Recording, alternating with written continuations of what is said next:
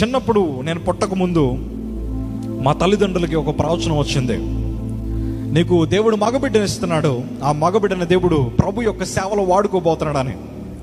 మా తల్లిదండ్రులు చాలా ఆనందంగా, చాలా సంతోషంగా ఫీల్ అయ్యారు. ఎందుకంటే మా నాన్నగారిని మా మమ్మీ పెళ్లి చేసుకుంటున్న తర్వాత మా ఫాదర్ ఫ్యామిలీలో కానీ మా చుట్టాల్లో చాలామంది యేసు ప్రభుని నమ్ముకోలేదు. చాలా తక్కువ మంది, we can count on hour fingers, చాలా తక్కువ మంది. వాళ్ళందరూ యేసు ప్రభుని ఎవరు నమ్ముకోలేదు, యేసు ప్రభుని వ్యతిరేకించే వాళ్ళే. వాళ్ళందరూ యొక్క జీవితాలు మా ఫ్యామిలీ కంప్లీట్గా డిఫరెంట్గా ఉండిద్ది. కానీ వాళ్ళు చెడ్డోళ్ళు అని చెప్పను, వాళ్ళు చాలా మంచోళ్ళు, వాళ్ళ మనసు కూడా చాలా మంచిదే. ఇలాగా మా తల్లిదండ్రులకి ప్రవచనం రాగానే సేవా పరిచర్లో మా తల్లిదండ్రులు అప్పటికే కొనసాగుతున్నారు. 1992 నుంచి సేవా పరిచర్లో ప్రారంభమవుతున్నారు. అప్పుడు మాకుండే ఆ సంఘ సభ్యులు చాలా తక్కువ అండి, ఒక 2, 3, 4 మాత్రమే ఉంటారు. ఇలాగ ఈ సేవా పరిచర్లో ఉంటున్న మా తల్లిదండ్రులకి ఒక మంచి ప్రవచనం వచ్చింది, ఒక మగబిడ్డని ఇస్తున్నాను, దేవుడు సేవా పరిచర్లో వాడుకోబోతున్నాడు. ఎందుకంటే మా తల్లిదండ్రులు ఆత్మీయ జీవితంలో అప్పుడు ఎలా ఉన్నారో ఇప్పుడు కూడా అలాగే ఉన్నారు.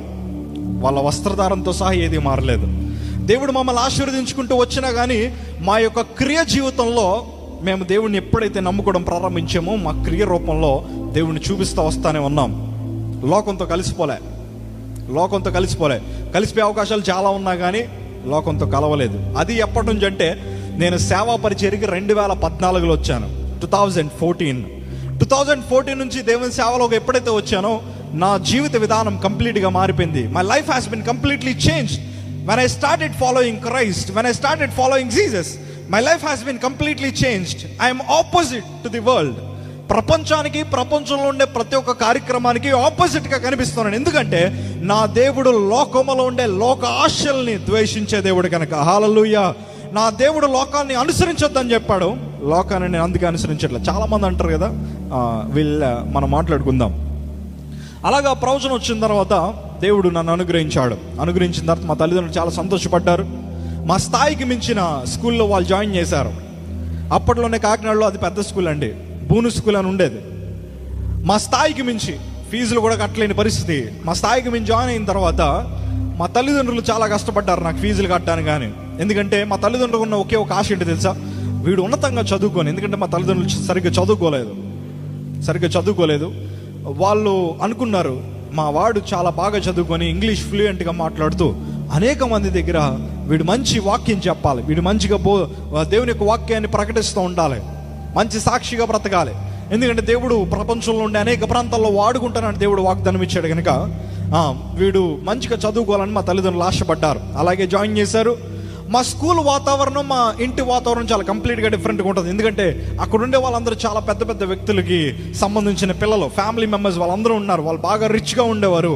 నేను మాత్రం ఒక చాలా తక్కువ స్టాండర్డ్లో ఉండేవాడిని. మా తల్లిగారు మంచిగా నూనె రాసి మంచిగా బట్టలు వేసి బాగా పంపించేవారు. చిరిగిపోయిన షూ అయినా చిరిగిపోయిన సాక్స్ అయినా కానీ నాకు అప్పుడు లోకములు ఉండే ఆడంబరాలు ఏం తెలియవు కనుక కామన్గా అలా పద్ధతిగా వెళ్ళిపోయేవాడిని. నా జీవితంలో ఏదో ఒక కొరత కనిపించేది. ఏం కొరత తెలుసండి, మా తల్లిదండ్రులు ఎప్పుడు నా చెవులో ఒక మాట చెప్తూ ఉంటారు, మా జీవితంలో ఎప్పుడు ఒక మాట చెప్తూ ఉంటారు, దేవుడు మనల్ని దీవిస్తాడు, దేవుడు మనల్ని ఆశీర్వదిస్తాడు, దేవుడు మనల్ని అభిషేకిస్తూ ఉంటాడు, దేవుడు మనల్ని చాలా ఉన్నతమైన స్థానంలో పెడతాడని చెప్తూ ఉంటే నేను మా చర్చిని చూసామండి. మా చర్చ్ తాటాకి చర్చ్ అండి. మా చర్చిని చూసామండి. దేవుడే ఆశీర్వదిస్తే ఈ పాటికి 2 ఫ్లోర్లు లేచిపోలుగా. దేవుడు మనల్ని ఆశీర్వదిస్తే ఈ పాటికి మా డాడీకో బైకో కారో ఉండేదిగా. దేవుడు మనల్ని ఆశీర్వదిస్తే ఈ పాటికి లేకపోతే మంచి రిచ్గా డబ్బులు జేబులో పెట్టుకొని తిరిగే వాళ్ళంగా. మా తల్లిదండ్రులు చెప్పేదంత ఆపోజిట్గా ఉండేది. దేవుడు మనల్ని ఆశీర్వదిస్తాడంటే ఆశీర్వాదం కనిపించేది కాదు. దేవుడు మనల్ని ఉన్నతమైన స్థానంలో పెడతాడంటే సమాజంలో చాలా తక్కువ స్థాయిలో బ్రతికాలి. మా బంధువులందరూ బాగుండేవారు. ఎందుకంటే మా ఫ్యామిలీలో చాలామంది పొలిటీషియన్స్ అండి, చాలామంది పాలిటిక్స్లో ఉండేవారు. వాళ్ళు చాలా బాగుండేవారు, బాగా సంపాదించేవారు, మంచి మంచి కారులో తిరిగేవారు, మంచి మంచి బిల్డింగ్స్ కట్టుకునేవారు. అరే దేవుణ్ణి నమ్ముకోలేని వాళ్ళే చాలా బాగా అభివృద్ధి చెందుతున్నారు కదా. మేము యేసు ప్రభువుని నమ్ముకున్నాను మా తల్లిగారు చెప్తున్నారు, అనేక సాక్ష్యాలు ఉన్నాయని తల్లిగారు చెప్తా ఉన్నారే, కానీ కంప్లీట్గా డిఫరెంట్గా ఉందేంటి, కంప్లీట్గా ఆపోజిట్గా ఉందేంటి అని చాలా ప్రశ్నలు నా లైఫ్లో రావడం ప్రారంభించింది. వచ్చిన తర్వాత ఒకటే డిసైడ్ అయ్యా. ఏమైంది తెలుసా, మా స్కూల్లో అడిగేవారు, జోషి నువ్వు పెద్దకి ఏమవుతావు అంటే ఒక్కటే అనేవాడిని, నేను మంచి పొలిటీషియన్ అవుతాను, మంచి రాజకీయవేత్త అవుతానని అనేవాడిని. అందరు నవ్వేవారు. కాకపోతే నేను చాలా వేదనతో అనేవాడిని. నా గుండెల్లో చాలా భారం ఉండేది, వేదన ఉండేది. నేను కూడా డబ్బులు సంపాదించాలి, నేను కూడా ఉన్నతమైన స్థానంలోకి వెళ్ళాలి, నేను కూడా మంచి మంచి కారులో తిరగాలి, నేను కూడా డబ్బులు ఖర్చు పెడుతూ ఉండాలి, నేను కూడా మంచి ఎలాంటి పరిస్థితులు లేకుండా, డబ్బులు లేని పరిస్థితి లేకుండా టైం టు టైం ఖర్చు పెట్టేవాడుగా ఉండాలి. ఇలాగ మా తల్లిదండ్రులాగా బేదల్లాగా బతకడం నాకు ఇష్టం లేక అలాగ అనుకునేవాడిని. మా తల్లిదండ్రులు ఎప్పుడు ప్రార్థన చేసేవారండి. రాత్రి పడుకోగానే మా తలల దగ్గరికి, మా పడకల దగ్గరికి వచ్చి మా తల్లిదండ్రులు ప్రేయర్ చేస్తూ ఉండారు. ఆ ప్రేయర్ చేస్తూ ఉంటే మొదట్లో బాగుండేది, తర్వాత చాలా ఇరిటేటింగ్ అనిపించింది, చాలా చిరాగ్గా అనిపించింది. ఎందుకో తెలుసా? క్రైస్తవులు చెప్పేదంతా ఒట్టి అబద్ధం అని. ఎందుకంటే మా ఫ్రెండ్ సర్కిల్లో కానీ, మా యొక్క రిలేటివ్స్లో కానీ వాళ్ళందరూ బలంగా ప్రస్తావించిన ఒక మాట ఏంటో తెలుసా? Christians are related to the low caste people. క్రైస్తవులందరూ చాలా తక్కువ కులస్తులు, క్రైస్తవులందరూ చాలా చాలా తక్కువగా చూడబడిన వారు, క్రైస్తవులందరూ మన దేశానికి కానీ మన ప్రాంతాలకు కానీ చెందిన దేవుడు కాదు. యేసు ప్రభువు అసలు మనకు చెందిన దేవుడే కాదు, అడుక్కునే దేవుడు అని చెప్పేవారు. క్రైస్తవులందరూ అడుక్కొని తిరుగుతారు, క్రైస్తవులందరూ ఇంటింటికి తిరుగుతూ ఉంటారు, వాళ్ళందరూ అడుక్కొని తిరుగుతూ ఉంటారని ఇలాంటి సంభాషణలు నేను వింటూ ఉన్నప్పుడు భయం వేసేది. నేను కానీ క్రిస్టియన్ అని చెప్పానంటే నాతో ఎవడు ఫ్రెండ్షిప్ చేయడు, నేను కానీ క్రిస్టియన్ అని చెప్తే నాతో ఎవడు మాట్లాడని బాగా క్లియర్ కట్గా అర్థమైపోయి నేను యేసు ప్రభు యొక్క బిడ్డగా నేను బ్రతకడం మానేశాను. ఏదో చర్చిలో నటించే భక్తే. పాటలు పాడేటప్పుడు నేను కలిసి పాడేవాడిని, వాక్యాలు చదువుతున్నప్పుడు నేను బైబిల్ ఓపెన్ చేసి చూసేవాడిని, ప్రార్థన చేస్తున్నప్పుడు నేను కూడా మోకరించి ప్రార్థన చేసేవాడిని, చర్చిలో కాంగో వాయించేవాడిని, జాజ్ వాయించేవాడిని. దేవుడు నన్ను చిన్నప్పుడే మంచి తలంతులతో దేవుడు నన్ను మంచిగా అభిషేకించాడు. అన్ని మ్యూజిక్ ఇన్స్ట్రుమెంట్స్ చాలా చిన్నప్పటి నుండే వాయించడం ప్రారంభించాను. ఇలాంటి నా బ్రతుకులో చాలా ప్రశ్నలు అండి చిన్నప్పటి నుండి. ఎందుకంటే నేను అనుభవించిన పరిస్థితులు అలాంటివి. ఇలాగ నేను అనుభవిస్తున్నప్పుడు ఒకరోజు, అంటే స్కూల్లో నా వస్త్రధారణ బట్టి నా పక్కన ఆవిడ కూర్చునేవాడు కాదు. లంచ్ బ్రేక్లో కూడా నేను ఒక్కడనే కూర్చొని అన్నం తినేవాడిని. ఒక్కొక్కసారి క్యారేజ్ వచ్చేది కాదు, ఒక్కొక్కసారి పంపించడానికి ఎవరు ఉండేవారు కాదు. ఎందుకంటే మినిస్ట్రీ అనేసరికి అలా తిరుగుతూ ఉండాలి కదా. ఇలాంటి పరిస్థితులన్నీ చూసినప్పుడు ఒక్కటే ఫిక్స్ అయ్యా, జన్మలో ఎప్పుడు కానీ యేసు ప్రభు అనే మాట నా నోట్లోంచి రాకూడదు, బైబిల్ని నా చేత్తో పట్టుకొని నేను సేవకుడు అవ్వకూడదు, నేను నా లైఫ్లో ఎప్పుడు చర్చిని మెయింటైన్ చేయకూడదు, అసలు దేవుని సేవా పరిచయలో వద్దని చాలా మెంటల్గా ఫిక్స్ అయిపోయాను. ఆ మెంటల్గా ఫిక్స్ అవడం దేవుడి మీద మరింత ద్వేషాన్ని పెంచడం ప్రారంభించింది. ఎందుకంటే దేవునికి దూరం అయిపోతే మనలో ఉన్న పాపం అలా పెరిగిపోతూ ఉంటుంది. దేవునికి దగ్గరగా ఉంటే పాపం బట్టి మనం భయపడుతూ ఉంటాం, పాపంలో ఉండకూడదని. కానీ దేవునికి దూరం అయిపోతే చాలామంది పాపంలో పెరగడానికి ఉపయోగం ఉంటుంది. పాపం రోజు రోజుకి విస్తరించిపోతూ ఉంటుంది. పాపం పెరిగిపోతే మనిషికి భయం పోద్ది, పాపం పెరిగిపోతే తల్లిదండ్రుల మీద గౌరవం ఉండదు, తల్లిదండ్రుల మీద భయం ఉండదు, దేవుని మీద భయం ఉండదు, సంఘం మీద భయం ఉండదు, వాక్యం మీద భయం ఉండదు. ఎవడు ఇష్టం వచ్చినాడు వాడు బ్రతికేస్తూ ఉంటాడు. అందుకే ఇవాళ చాలా మంది యవనస్తుల బిడ్డలు 10వ తరగతి వరకు ఒక రకం, ఇంటర్కి వచ్చిన తర్వాత ఒక రకం, ఇంజనీరింగ్కి వెళ్ళాక మరో రకం, ఇంజనీరింగ్ అయిపోయిన తర్వాత వాళ్ళు ఎదిగిన తర్వాత రకరకాలైన వేషధారులుగా మారడం గల ప్రాముఖ్యమైన కారణం ఏంటో తెలుసా? దేవుని యందు భయం భక్తి తగ్గడం, లోకములో ఉండే పాపం పెరగడమే. అందుకే చాలామంది తల్లిదండ్రులు కొట్టేవారుగా కూడా ఉంటున్నారు. నేను కూడా నా తల్లిదండ్రులు కొట్టాను, అది చెప్పుకోవడానికి చాలా అసహ్యపడుతూ ఉన్నాను. ఎందుకంటే పాపం నా కళ్ళు కప్పేసింది. చిన్నప్పుడు స్కూల్లో ఎవరో చూసేవారు కదా, చాలా గిల్టీగా అనిపించేది. ఎందుకు? నా లైఫ్ స్టైల్ బాగోలేదు కాబట్టే కదా, నా దగ్గర తనం లేదనే కదా అందరు రిజెక్ట్ చేస్తూ ఉన్నారండి. ఒకరోజు స్కూల్లో మ్యూజిక్ వాయిస్తూ ఉంటారు ప్రతిరోజు. మా స్కూల్లో మ్యూజిక్ బ్యాండ్ ఉండేది. ఆ మ్యూజిక్ బ్యాండ్ ఉండేటప్పుడు సాయంత్రం ఈవినింగ్ 5 నుంచి వాళ్ళు క్లాసెస్లో ఉంటారు అనమాట. నేను ఎలాగో చర్చ్లో కొట్టడం అలవాటు కాబట్టి ఆ మ్యూజిక్ బ్యాండ్లోకి ఇలా తలుపొంగు చూస్తూ ఉన్నాను. ఆ మ్యూజిక్ బాగా ప్లే చేస్తూ ఉన్నారు. మా మ్యూజిక్ టీచర్ పిలిచి, అలా చూస్తున్నావే, నీకు కూడా వచ్చాయని అడిగాడు. వచ్చండి, వచ్చి టీచర్ అన్నాను. సరే వాయించన్నాడు. దొరికిందే అవకాశం, చెతగొట్టేసాం. దొరికిందే అవకాశం కదా, వాయించడం ప్రారంభించాం. వాళ్ళు ఆశ్చర్యపోయారు. ఎందుకంటే దేవుడు మన క్రైస్తవ బిడ్డలకు మంచి తలాంతులతో దేవుడు అనుగ్రహిస్తాడు, మంచిగా అభిషేకిస్తాడు. వాయించడం ప్రారంభించిన తర్వాత వాళ్ళన్న ఒక డైలాగ్ నా జీవితాన్ని మార్చేసింది. ఎంతకాలం ఎక్కడున్నావురా జోషి అన్నారు. ఎక్కడే ఉన్నారండి, ఎవడో గుర్తించలేదు మనల్ని. మనుషులు గుర్తించారు, తలాంతుని గుర్తించారు. కాంపిటీషన్స్కి తీసుకెళ్ళడం ప్రారంభించారు. కాంపిటీషన్ తీసుకెళ్తూ ఉంటే ప్రతిసారి ఏదో ఒక ప్రైజ్ గెలుచుకొని వచ్చేవాళ్ళం. మా టీం అందరూ వెళ్ళి గెలుచుకొని వస్తూ ఉంటే అసెంబ్లీలో మమ్మల్ని పిలవడం ప్రారంభించారు.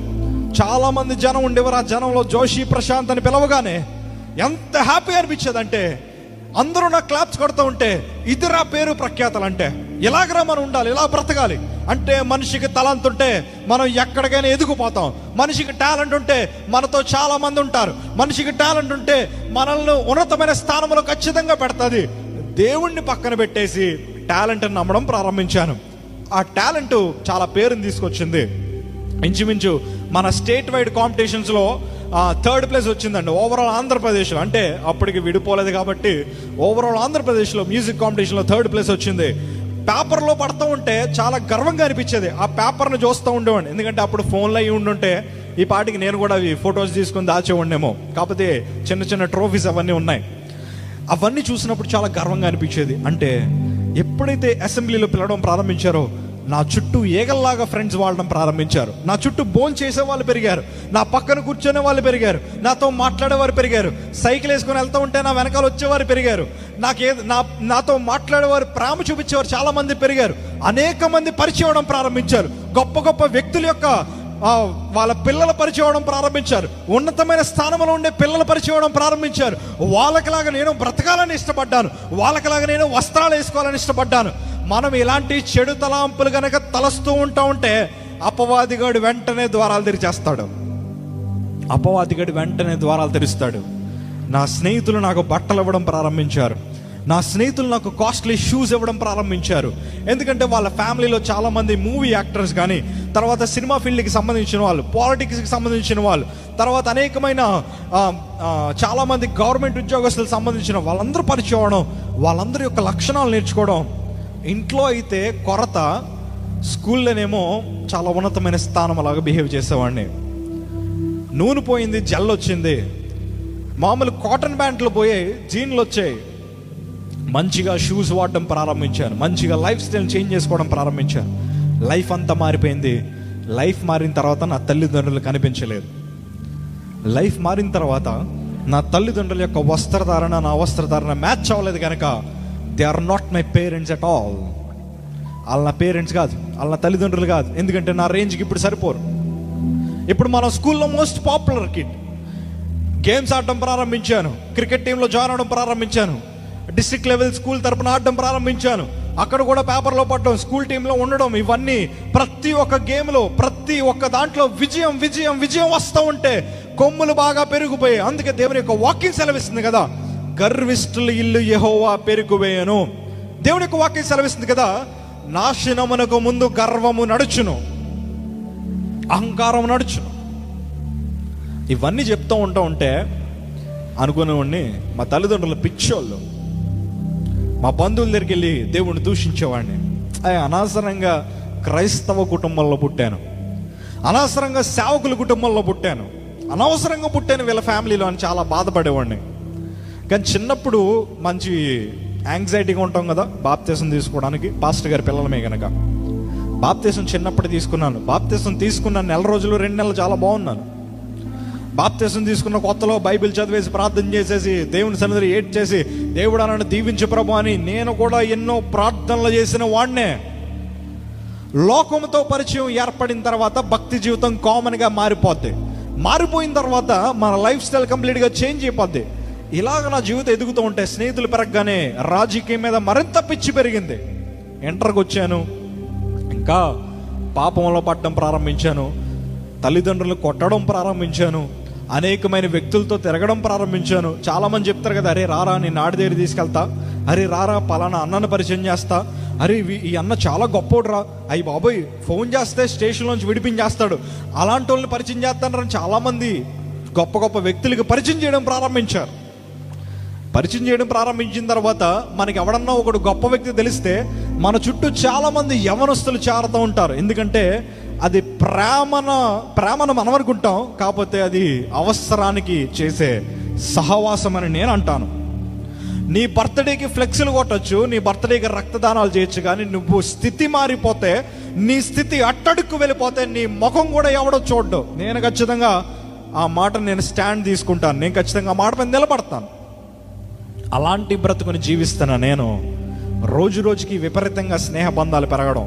ఎంత స్నేహితులు అంటేనండి, నేను ఎంటర్ అయిపోయిన తర్వాత లాంగ్ టర్మ్ తీసుకున్నా, మెడికల్ సీట్ కోసం లాంగ్ టర్మ్ తీసుకుంటే ఇంకా స్నేహితులు పెరిగారు. చాలామంది పెరిగిపోయారు. ఓ పక్కన ర్యాలీలు, ధర్నాలు, పొలిటీషియన్స్ పక్కన ర్యాలీలు చేయడం, మా ఫ్రెండ్స్ మంచి మంచి పొలిటికల్ స్థానాల్లో, స్టేట్ వైడ్, డిస్ట్రిక్ట్ వైడ్ మంచి స్థానాల్లో నిలబడుతూ ఉంటే వాళ్ళకి సపోర్టివ్గా నేనుంటూ, నేను కూడా మంచి పదవులను ఆశిస్తూ, నేను కూడా మంచిగా తిరుగుతున్న ప్రాంతాలు అవి, మంచిగా తిరుగుతున్న సిచ్యువేషన్స్ అవి. మంచి మంచి కాలేజీల్లో యూత్ మీటింగ్స్కి, యూత్ మీటింగ్స్ కనుకున్నారు, పొలిటికల్ యూత్ మీటింగ్స్కి తీసుకెళ్లేవారు. వేల మంది స్టూడెంట్స్ మధ్యన ఎదురుగుండా కాలు మీద కాలు వేసుకుని కూర్చొని ఒక మంచి పొలిటికల్ లైఫ్ను ఊహించుకున్న ఒక వ్యక్తిని నేను. చిన్న వయసులోనే మంచి జ్ఞానాన్ని సంపాదించుకున్నాను, లోకపరమైన జ్ఞానాన్ని. ఎందుకంటే పరిచయమైన వ్యక్తులు 30 సంవత్సరాలు, 40 సంవత్సరాలు, 50 సంవత్సరాలు అంత పెద్ద పెద్ద వ్యక్తుల మధ్యన కూర్చొని వాళ్ళ మాటలు వింటూ జ్ఞానాన్ని సంపాదించుకున్న వ్యక్తిని. నా పర్సనల్ లైఫ్లో చాలా ఉన్నాయండి. చెడు అలవాట్లు అవలంబించడం ప్రారంభించాను, వాటిని పాటించడం ప్రారంభించాను, గొడవలకు వెళ్ళడం ప్రారంభించాను, స్టేషన్కి వెళ్ళి దెబ్బలు తినడం, ఆ దెబ్బలు తిరిగిన 5 నిమిషాలకి అరే మా వాడి మీద చేయేసేవేంట్రా నా వెనకాల చాలామంది రావడం, చాలా పెద్ద పెద్ద మ్యాటర్లు జరగడం, ఇవన్నీ చూసి కాలర్ ఎగరడం, బయట రోడ్డు మీద ఎగరడం, బైక్ రేసులకు వెళ్ళడం, అర్ధరాత్రులు రోడ్ల మీద వెచ్చలవిడిగా తిరగడం, అమ్మాయిల్ని ఏడిపించడం, అమ్మాయిల్ని లాగిపెట్టి కొట్టడం, వాళ్ళ చున్నీలు లాగడం, రోడ్డు మీద అతి నీచకరమైన వేషాలన్నీ వేస్తూ నా బ్రతుకుని కొనసాగుతూ ఉన్నాను. కాపర్ రాకపోతే షార్ప్నర్ బ్లేడ్తో నా చేతిని కోసుకునేవాడిని. ఎదటవాడి జుట్టుని ఇలా పీకి ఆ జుట్టుని నోటుతో పీకేవాడిని. అనుకునేవాడిని, చాలామంది పొగిడేసేవారు, అన్నా నువ్వు చాలా సూపర్ అన్నా, నువ్వు రెబల్ అన్నా అని పిలుస్తూ ఉంటే ఉర్రోతలుగుపోయేది నా మనస్సు. అన్న తిన్నావా అని ఫోన్ చేస్తూ ఉంటే ఎంతమంది స్నేహితులని ప్రేమిస్తున్నారు, 2000 మంది పైనే. అప్పట్లో టిక్టాక్లు ఇవేం లేకుండానే కాకినాడలో చాలా మంది వ్యక్తులకి తెలిసిన వ్యక్తిని, అనేక రాష్ట్రాల్లో పరిచయమైన వ్యక్తులది, అనేక రాష్ట్రాల్లో చాలా మంది వ్యక్తుల్ని పరిచయం చేసుకొని చాలా బిందాస్గా బ్రతుకుతున్న నా జీవితం ఒకటే అనుకున్నాను, దేవుడు లేడు, ఎవరు లేరు అసలు. యేసు ప్రభు అంటేనే అసహ్యం పెంచుకున్నాను. బైబిల్ని విసిరేసేవాడిని, చేత్తో చింపేసేవాడిని, చలేసినప్పుడు బైబిల్లో ఉండే పేజీలు చింపి అంటించుకునేవాడిని. ఇవన్నీ నా స్నేహితుల ముందర ఎందుకు చేశానో తెలుసా? నేను క్రైస్తవుని కాదు అని రుజువు చేసుకోవడానికి చేశాను. I'm not a Christian. I don't believe Jesus Christ. I don't belong to the Christian family. ఇవన్నీ రుజువు చేసుకోవడానికి చేశాను. నా స్నేహితులకి నేను యేసు ప్రభు యొక్క సేవా పరిచర్య ప్రారంభించినంత వరకు తెలియదు నేను క్రైస్తవుడిని. 2014 వరకు నా ఫ్రెండ్స్కి నేను క్రిస్టియన్ అనే విషయం కూడా తెలియదు. కొంతమందికి తెలిసినా కూడా వాళ్ళు ఏమనుకున్నారంటే ఇటు బాప్తీసం తీసుకోలేదేమని. నా స్నేహితులకి నేను బాప్తీసం తీసుకున్నానని తెలిసిన తర్వాత వాళ్ళు అన్న మాట ఏంటి తెలుసా? అరే బాప్తీసం తీసుకుంటే చాలా మంది పర్ఫెక్ట్గా బ్రతుకుతారు కదా అంటే నేను అన్నాను, అరే బాప్తీసం లేదు, ఫిల్ ఇన్ ద బ్లాంక్స్. అక్కడ చాలా బండబూతులు మాట్లాడేవాడిని. అలాంటి నా బ్రతుకు ఇవాళ యేసు కొరకు ఎందుకు వాడబడుతుందో తెలుసా? ఎందుకంటే ఆయన సజీవుడు అండి. హల్లెలూయా. ఆయన చాలా గొప్ప దేవుడు, ఉన్నతమైన కార్యాలు చేసేవాడు, ఆయన బలమైన దేవుడు, ఆయన శక్తివంతమైన దేవుడు. మనము చేస్తున్న ప్రతి ఒక్క పనిని, మనం చేస్తున్న ప్రతి ఒక్క క్రియని చూసే దేవుడు ఆయన. నన్ను నిన్ను సృజించిన దేవుడు, ఆయన వంటి దేవుడు ఎవరో లేరు అని నేను ఇవాళ ఖచ్చితంగా చెప్తున్నాను. ఎందుకో తెలుసా? ఆయనే గొప్పవాడు, ఆయనే గొప్పవాడు. అలాగే సాగిపోతున్న నా యవ్వన జీవితం. జిఎస్ఎల్ మెడికల్ కాలేజ్లో జాయిన్ అయ్యాను, రాజమండ్రి జిఎస్ఎల్ మెడికల్ కాలేజ్లో జాయిన్ అయిన తర్వాత నాకు ర్యాగింగ్ అంటే ఏంటో తెలియదండి. అసలు ర్యాగింగ్ అంటే ఏంటో తెలీదు. సీనియర్స్ 4th year కూడా అరే వీడిని డిస్టర్బ్ చేస్తే మన లైఫ్ని ఏదో ఒకటి చేస్తాడరా బాబు. ఎందుకంటే చాలా సాడిస్టిక్గా బిహేవ్ చేసేవాడిని, చాలా సాడిస్టిక్గా. లేనిపోని చెడు అలవాట్లు అన్నీ ఉన్నాయి. క్లాస్కే నేను చాలా నీచంగా వచ్చేవాడిని. క్లాస్లో కూర్చొని నేను చేసే పనులు కూడా చాలా తప్పుడు పనులే. అమ్మాయిలు ఏడిపించడాలు అనే అనుకుంటారేమో, అంతకు మించి చాలా పెద్ద పెద్ద పనులు చేసేవాడిని. ఇలాంటి పనులన్నీ చేస్తూ, ఎందుకంటే చాలామంది యవనస్తుల్ని డ్రగ్స్కి అలవాటు చేసిన మనిషిని నేను. చాలామంది కుటుంబాల్లో యవనస్తుల యొక్క జీవితాన్ని పాడు చేసి వాళ్ళ కుటుంబాల్లో శాంతి లేని బ్రతుకులుగా చేసిన వ్యక్తిని నేను. ఎంతోమంది తల్లులు అనుకున్నారు ఇలాంటి వాడు చచ్చిపోతే బాగుండని. నేను బైక్ రేసులకు వెళ్తున్నప్పుడు నా స్నేహితులు ఎంతోమంది చనిపోయినప్పుడు నేను అనుకున్నాను, I'm the most luckiest person, నేను చాలా అదృష్టవంతుని అనుకున్నాను. కానీ దేవుడు నాకు మరొక అవకాశాన్ని ఇస్తాడని నేను మర్చిపోయాను. దేవుడు నాకు బ్రతకడానికి, ఆయన తెలుసుకోవడానికి ఎన్నో అవకాశాలు ఇచ్చాడని నేను మర్చిపోయాను. లారీ పక్కన పడినప్పుడు లారీ నా పక్క నుంచే టైర్ పక్క నుంచే వెళ్ళింది. చాలా ఇంచ్ గ్యాప్స్, లేకపోతే అప్పుడే పచ్చడి అయిపోయామండి. అప్పటికే చాలా మత్తులో ఉన్నాను నేను. నా చేతిలో ఒక రాళ్ళు వెళ్ళిపోతే నా నోటుతో తీసుకున్నాను రాళ్ళని. అంత సాడిస్టిక్గా బిహేవ్ చేసేవాడిని. అలాంటి నన్ను దేవుడు మార్చాడు. దేవుడి గురించి ఎందుకు చెప్తున్నానో తెలుసా? నన్ను మార్చడానికి ఎంతోమంది ప్రయత్నం చేశారు, ఎంతోమంది సేవకులు ప్రయత్నం చేశారు, ఎంతోమంది యవనస్తుల మీటింగ్కి తీసుకెళ్ళి యవనస్తుల మీటింగ్లో కూర్చోబెడితే వాళ్ళు చెప్పిన వాక్యం అంతా బాగానే వినేవాడిని. వినిన తర్వాత ఎంతమంది రక్షణ పొందాలనుకుంటున్నారంటే నేను కూడా అందరితో పాటు చేయెత్తేవాడిని. కానీ బయటకు వచ్చిన తర్వాత వాక్యాన్ని మర్చిపోయి ఇష్టానుసారమైన జీవితాన్ని జీవించేవాడిని. తెలంగాణ జరుగుతుంది. అనేక మంది రాజకీయ వ్యక్తులతో కలిసి మంచిగా ర్యాలీలు, ధర్నాలు ఇవన్నీ చేస్తూ అనేక మంది యవనస్తుల్ని రప్పించుకొని, ఎందుకంటే చాలామంది తిరిగేవారు, నా పక్కన చాలామంది ఉండేవారు. రాజమండ్రి నుంచి కాకినాడ బస్ స్టాప్కి వస్తేనే ఎంతోమంది నా కోసం వెయిట్ చేసేవారు. స్నేహితులు, అన్న ఎప్పుడొస్తావు అన్న కాకినాడ అని అడిగేవారు. కాకినాడ రాగానే అన్నయ్య వాళ్ళు వీళ్ళందరూ నాతో బాగా తిరిగేవారు. చాలా బాగుండేది లైఫ్ అంతా. గొడవలకు వెళ్తే మంచి రెస్పెక్ట్ వచ్చేది. ఎవరన్నా రోడ్డు మీద కనిపిస్తే వాళ్ళని మధ్యలో ఆపి వాళ్ళని బాగా చెతగొట్టేసి వాళ్ళకుండే చైన్లు, సెల్ ఫోన్లు తీసుకొని వాళ్ళని తాకట్టు పెట్టుకొని మంచిగా ఎంజాయ్ చేసిన పరిస్థితులు, లగ్జరియస్ లైఫ్ను అనుభవించాను. మా స్నేహితులేమో ఉన్నతమైన వారు, మంచి లగ్జరియస్ కార్లు, బెంజ్, ఆడీలు, BMW ఇలాంటివన్నీ తెస్తూ ఉంటే వాటిలో తిరుగుతూ, అంటే మా బతికేమో వేరు కానీ బయట తిరిగేదంతా వేరు. కానీ దేవుడు కూడా రోజు రోజుకి సంఘాన్ని అభివృద్ధి చేశాడు. మంచి బాల్కనీ చర్చ్ని దేవుడు అనుగ్రహించాడు. చాలా మంచి సంఘాన్ని పెంచాడు. ఇంచుమించు ఒక 4 సంఘాలు స్థాపించడానికి కూడా దేవుడు మా తల్లిదండ్రులు ఆశీర్వదించాడు. ఒక పక్కన వాళ్ళ సేవలు ఎదుగుతూ ఉంటే ఒక పక్కన సేవని అణిచివేయడానికి అపవాదిగా నన్ను వాడుకోవడం ప్రారంభించాడు.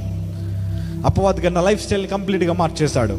వెనకాల ఒక పెద్ద పిలక ఉండేది, ఎదర మంచి రంగు వేసుకొని మంచిగా ఎక్స్ట్రాలు చేసుకుంటూ తిరిగేవాడిని. కానీ క్రైస్తత్వంలోకి వచ్చిన తర్వాత కూడా అలాంటి వాళ్ళు కనిపిస్తున్నారు. అదే నాకు బాధ వేసింది. ఇదివరకు రాజకీయాన్ని విడిచిపెట్టి దేవుని సన్నిధికి నేను వచ్చానే, కానీ నేను దేవుని యొక్క సంఘములో కూడా అదే రాజకీయాన్ని చూస్తూ ఉన్నాను.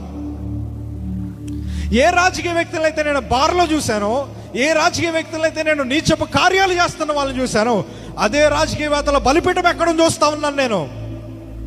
నాకు బాధేస్తూ ఉంది. అలాంటప్పుడు మన క్రైస్తత్వం సమాజానికి ఏం చూపిస్తూ ఉంది? చాలా బాధ వేసింది. ప్రభువులోకి వచ్చిన తర్వాత పాపాన్ని చూస్తున్నప్పుడు మనసులో చాలా వేదన. వర్షిప్ చేసేవాళ్ళు అలాగే ఉన్నారు, వాక్యాలు చెప్పేవాళ్ళు అలాగే ఉన్నారు, ప్రార్థనలో గడిపేవాళ్ళు, సంఘ కాపర్లు, ఎవాంజలిస్టులు, మిషనరీ వర్క్లు వీళ్ళందరూ చేసేవాళ్ళు. అందరూ లోకానికి తగ్గిన వారిగా బ్రతుకుతూ ఉన్నారు. వీటన్నిటిని మార్చాలని ప్రభువుపేట మీ అందరినీ కూడా మనవి చేస్తూ ఉన్నాను. మనం ఒక గొప్ప ఉజ్జీవాన్ని రగిలించి క్రైస్తత్వం అంటే క్రీస్తుని వెంబడించే వారిగా మనం చేయాలి. హల్లెలూయా. సొసైటీకి క్రిస్టియన్స్ మీద ఉన్న ఒపీనియన్ మారాలి. ఎందుకో తెలుసండి, నేను క్రైస్తవుని, పాస్టర్ గారు అబ్బాయిని, నేను అనేక మందిని మార్చొచ్చు, కానీ నా సాక్ష్యాన్ని బట్టి అనేక మంది పాపంలో పడ్డారే, నా క్రియలు బట్టి అనేక మంది శాపానికి గురయ్యారే. నువ్వు క్రిస్టియన్వే, నువ్వు కాలేజీకి వెళ్తున్నావు, నిన్ను బట్టి ఎవరన్నా దేవుని సంఘానికి వచ్చారా? నువ్వు క్రిస్టియన్వే చెల్లి, నిన్ను బట్టి ఎవరన్నా వాళ్ళ లైఫ్ స్టైల్ని మార్చుకున్నారా? ఇవేం మారలేదంటే నువ్వు చేసే భక్తి అంతా వృధా. నువ్వు వెళ్తున్న సంఘంలో నేర్చుకుంటున్న వాక్యం అంతా ఏమైపోతుందంటే నువ్వు మర్చిపోయి నీ క్రియని మామూలుగా పాపంలోనే గడుపుతూ ఉన్నావు. నిజంగా చెప్తా ఉన్నాను, మన సాక్షి జీవితాన్ని బట్టి అనేక మంది మారాలి. ఇవాళ గర్వంగా నా గుండెల మీద చేసుకొని చెప్తున్నాను, నా సాక్షి జీవితాన్ని బట్టి నా స్నేహితుల్ని మార్చుకున్నాను. నా సాక్షి జీవితాన్ని బట్టి దేవుడి నామానికి మహిమ కలిగేలాగా నా జీవితాన్ని దేవుడు చేశాడు. మన క్రియలు బట్టి దేవుడు మహింపరచబడాలా, మన క్రియలు బట్టి దేవుడు మంచిగా పూజింపబడాలా. కానీ ఇవాళ అలాంటి క్రియ జీవితం నీలో ఉందా బ్రదర్? మనం పాటలు పాడినంత మాత్రాన, మనం వాక్యాలు చెప్పినంత మాత్రాన, మనం దేవుని సన్నిధిలో ఉన్నతంగా గడిపినంత మాత్రాన, కన్నీరు గారుస్తూ మోకాలు గార్చి భాషల్లో మాట్లాడినంత మాత్రాన నీ క్రియ జీవితం వల్ల ఎవరు మారకపోతే నువ్వు చేసే భక్తి అంతా మనుషుల్ని మభ్యపెట్టే భక్తే. ఎందుకంటే నేను చూస్తూ ఉన్నాను కదా, I have experienced a lot of situations where I found fake Christians, fake worshippers, fake preachers. లోకానికి వేరుగా మనం బ్రతకాలి. ఇలాగ నా జీవితం కొనసాగిపోతూ ఉంటే డిసెంబర్ కాలం వచ్చింది 2013. చాలా నీరసం అయిపోయానండి. ఎందుకంటే ధర్నాలు వీటన్నిటికీ తిరుగుతూ ఉండి తిండి మీద నెగ్లెక్ట్ చేశాను. ఎందుకంటే నా పాపపు క్రియలు చేసుకోవడానికి రాజమండ్రిలో ఉండేవాడిని, ఫ్లాట్ తీసుకొని అక్కడే అపార్ట్మెంట్లో రూమ్ తీసుకొని అక్కడే ఉండేవాళ్ళం. పాపపు కార్యాలన్నీ బాగానే సాగేవి, మంచిగా ఎంజాయ్ చేసేవాడిని. మా తల్లిదండ్రులు నా కోసం ఎదురు చూస్తూ ఉండేవారు. ఎప్పుడో అర్ధరాత్రి, ఎప్పుడు చాలా లేట్ నైట్స్. ఒకరోజు కొన్ని రోజులైతే ఇంటికి వచ్చేవాడినే కాదు. ఇది మధ్యన ప్యాషన్ అయిపోయింది. రాత్రి 12 అయితే మన కుర్రోళ్ళందరూ బయటికి తిరుగుతూ ఉన్నారు. క్రైస్తవ బిడ్డల కోసం మాట్లాడుతున్నాం, వేరే వాళ్ళని ఎవరిని ఏమంటలేదు. క్రిస్టియన్స్ మారితే సొసైటీ మారుతుంది. క్రీస్తుని వెంబడించేవారు ఉంటే సమాజాన్ని మంచిగా మార్చొచ్చు. మన యవన బ్రతుకులే బాగోలేనప్పుడు నువ్వు ఇంకోని చూసి నువ్వు మారాలరా అని అలా చెప్తాం. మన బ్రతుకులు మారాలి, మన టైమింగ్స్ మారాలి, మన క్యారెక్టర్ మారాలి, మన వే ఆఫ్ బిహేవియర్ మారాలి. ఇలాగ సాగిపోతున్న జీవితం. 2013 డిసెంబర్ కాలంలో మాకు క్రిస్మస్ ఆరాధనలు జరుగుతూ ఉంటాయి. మా క్రిస్మస్ ఆరాధన జరిగినప్పుడు చాలా నీరసంగా ఉన్నాను. కాకపోతే క్రిస్మస్ అంటే బాగా ఇష్టం. ఎందుకంటే డాన్స్, కొరియోగ్రఫీ, స్కిట్లు ఇవన్నీ చేస్తూ ఉంటారు.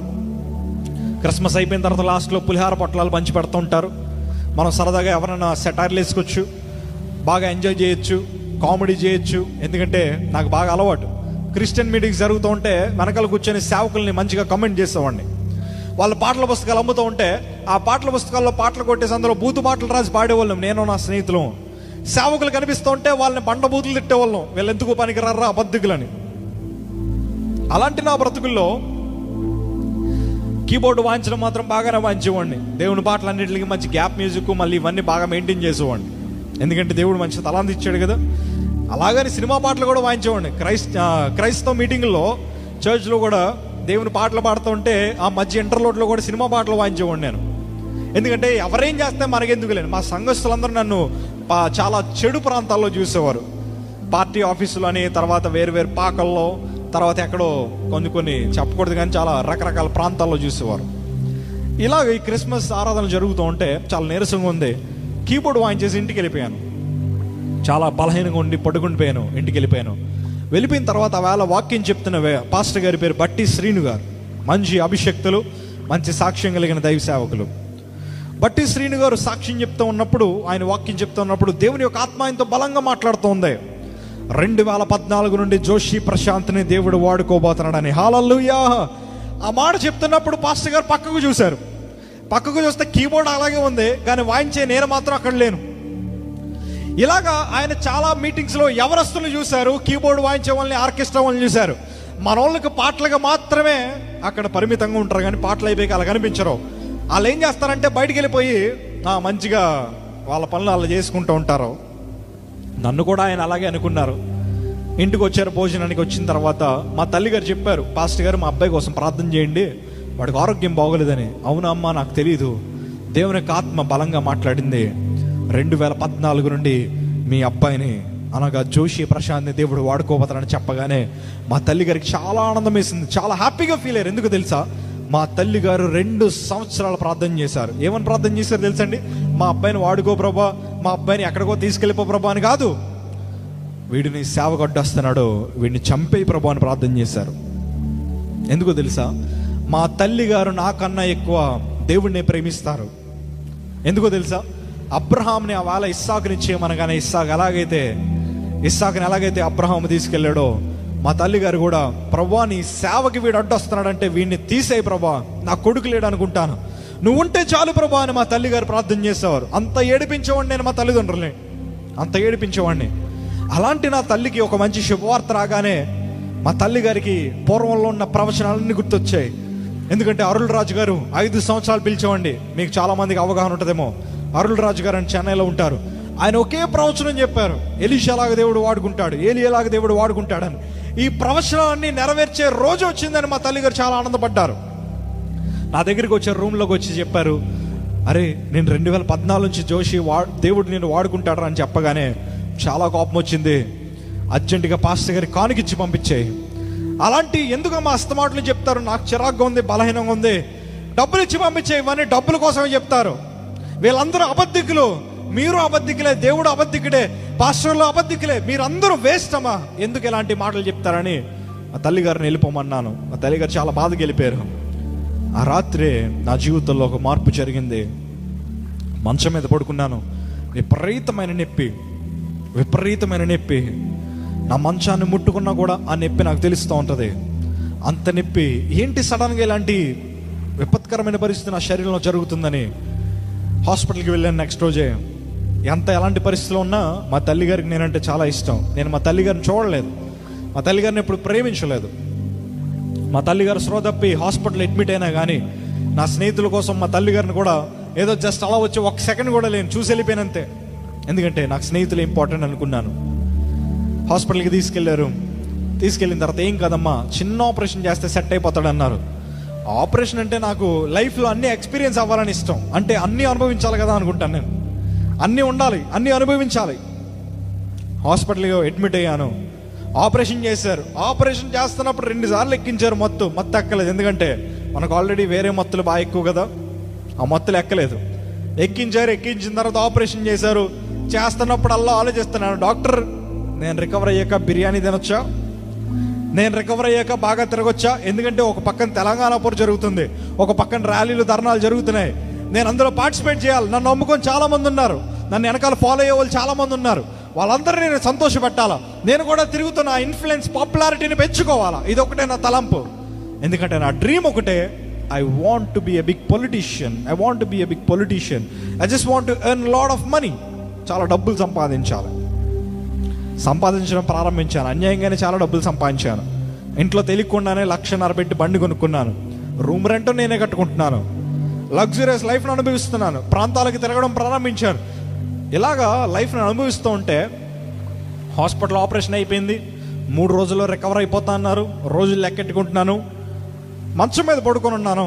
డిశ్చార్జ్ అయ్యాను. ఇంటికి వెళ్ళిన తర్వాత మా తల్లిగారు అంటున్నారు, జోషి చిన్నప్పటి నుండి నీకు ఇంజెక్షన్ కూడా పడలేదు, చిన్నప్పటి నుండి నీకు ఒక్క ఇంజెక్షన్ కూడా వాడలేదు, ఇవాళ నీకు ఆపరేషన్ అయింది. అరే దేవుడికి వ్యతిరేకంగా ఉండకురా, దేవుడికి వ్యతిరేకంగా ఉండకు. నీ స్నేహితులు విడిచిపెట్టు, దేవుడిని వెంబడించు, దేవుడికి ప్రార్థన చేయి, దేవుడిలో ఎదుగు.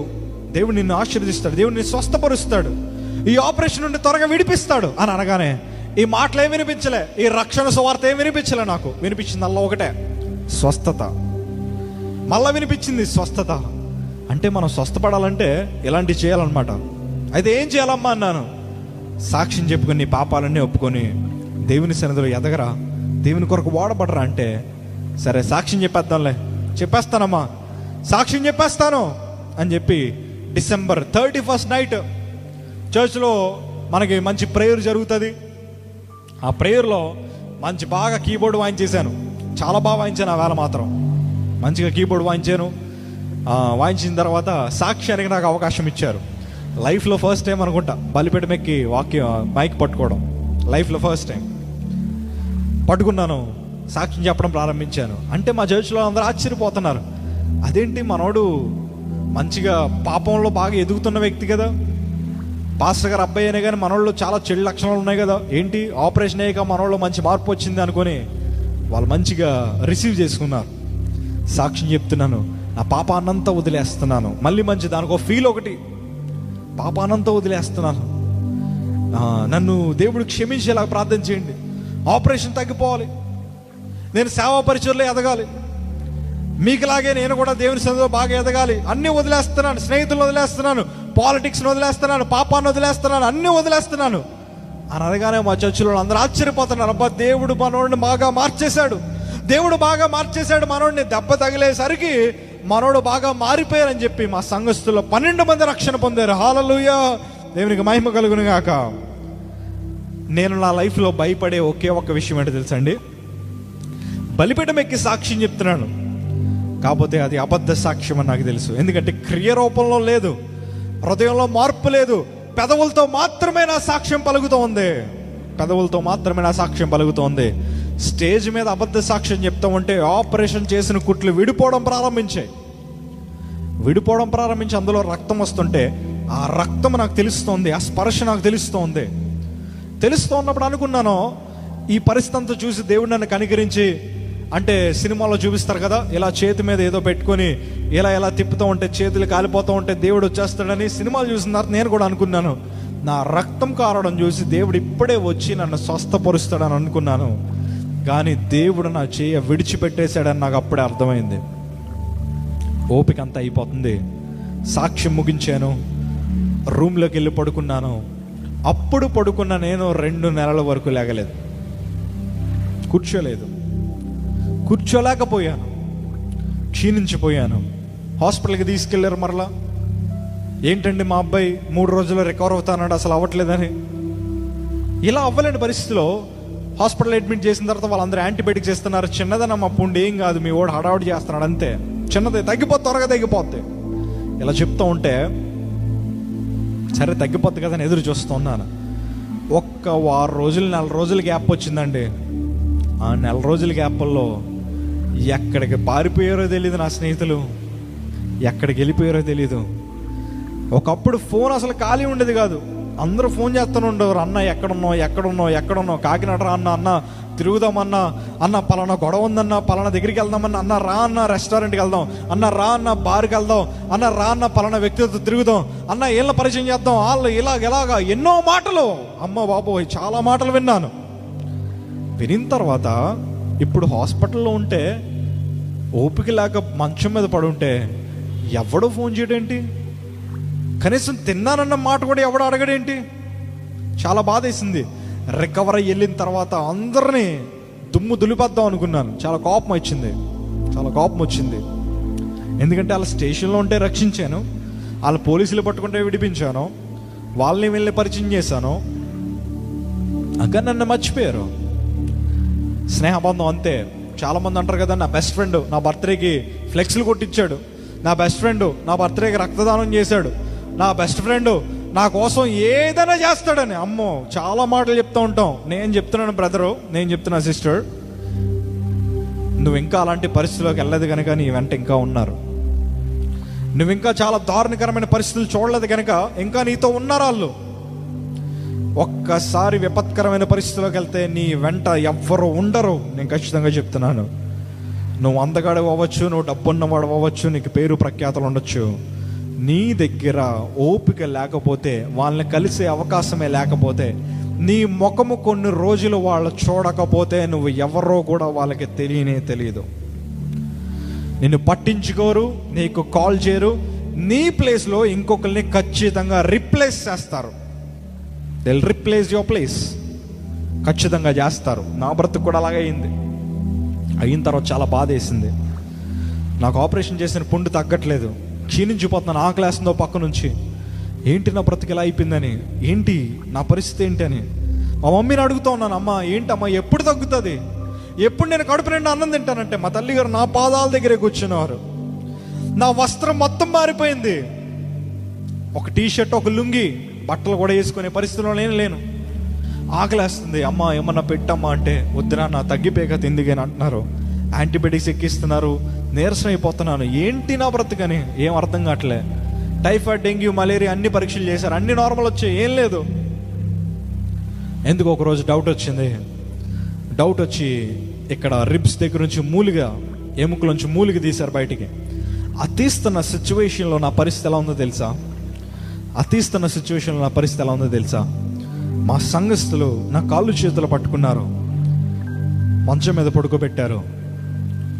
డాక్టర్ అన్నాడు, ఆ అబ్బాయి కళ్ళు మూసేయండి అన్నారు. కళ్ళు మూసారు. అమ్మ చిన్నగా నొప్పి వస్తుంది, మత్తిస్తున్నాను, తన కదలకుండా కాళ్ళు చేతులు పట్టుకోండి అన్నారు. పట్టుకున్నారు. ఏం అర్థం కావట్లే. ఆపరేషన్ మామూలుది అన్నారు కదా, తగ్గిపోద్ది అన్నారు. ఇలాంటి టెస్టులు ఏంటి, ఎందుకు చేస్తున్నారని.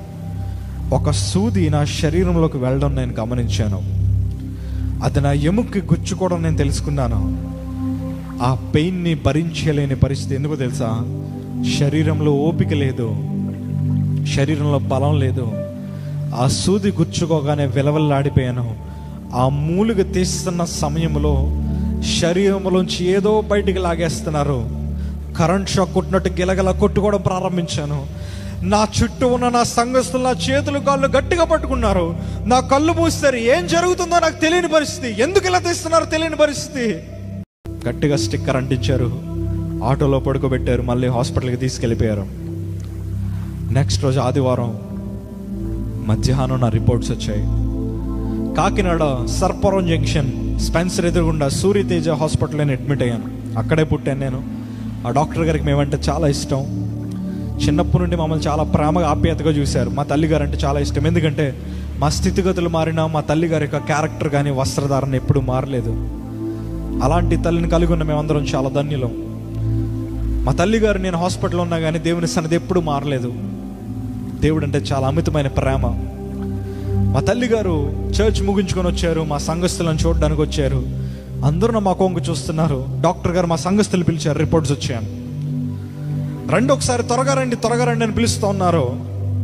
మా సంఘస్థులు పిలుస్తున్నారంటే నన్ను పిలవట్లేదు. మా తల్లిగారు బలవంతంగా లోపలికి వెళ్ళి, డాక్టర్ గారు మా అబ్బాయి రిపోర్ట్స్ ఏమొచ్చినా పర్లేదు నాకు చెప్పండి అయ్యా అంటే, డాక్టర్ గారు లేచి నిలబడి మా తల్లిగారు తల మీద చేసి ఒక మాట అన్నారు. తల్లి, మీ అబ్బాయిని ప్రపంచంలో ఇంకెవ్వరూ కాపాడలేరు.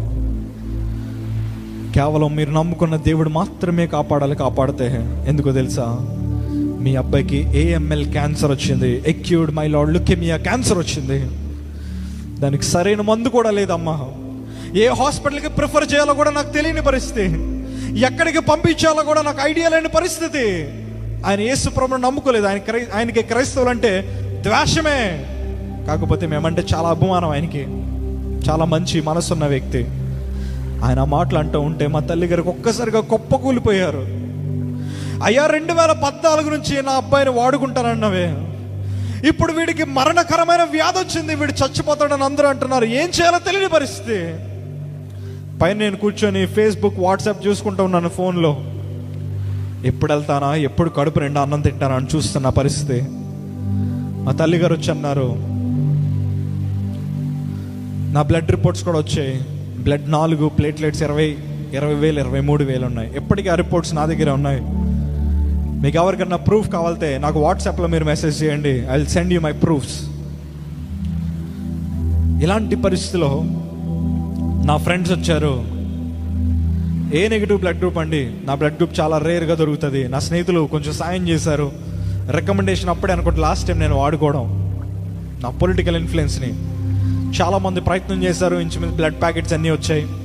వచ్చిన తర్వాత ఎక్కించిన తర్వాత మా తల్లి గారు ఒక మాట అన్నారు, జోషి హైదరాబాద్ వెళ్దాం వస్తామన్నారు. నేను యాక్చువల్గా హైదరాబాద్ పారిపోదాం అనుకున్నాను. మా కుటుంబాన్ని విడిచిపెట్టి హైదరాబాద్ వెళ్ళిపోయి డబ్బులు సంపాదిద్దాం అనుకున్నాను. ఆ డిసెంబర్ కాలంలోనే లాస్ట్ టైం మమ్మీని చూసి వెళ్ళిపోదామని వచ్చాను. హైదరాబాద్ వెళ్తున్నాం అన్నారు. సరే అమ్మా తీసుకెళ్ళండి అన్నాను. ఎందుకమ్మా అన్నాను. ఏం కాదురా, నీకు టెస్ట్లు అన్నీ చేశారు, అన్నీ బాగానే వచ్చాయి, కుట్లేసి పంపించేస్తారంట, కొంచెం రారా అన్నారు. సరే అమ్మా అన్నాను. బలహీనమైన పరిస్థితి, బలం లేని పరిస్థితి, ఒంటి నిండా వస్త్రాలు వేసుకొని చాలా రోజులైంది. ఎందుకంటే ఈ మాట నేను ఎందుకు చెప్తున్నాను తెలుసా? ఎక్స్ట్రాలు చేస్తే ప్రతి ఒక్కదాన్ని దేవుడు తీసేస్తాడు.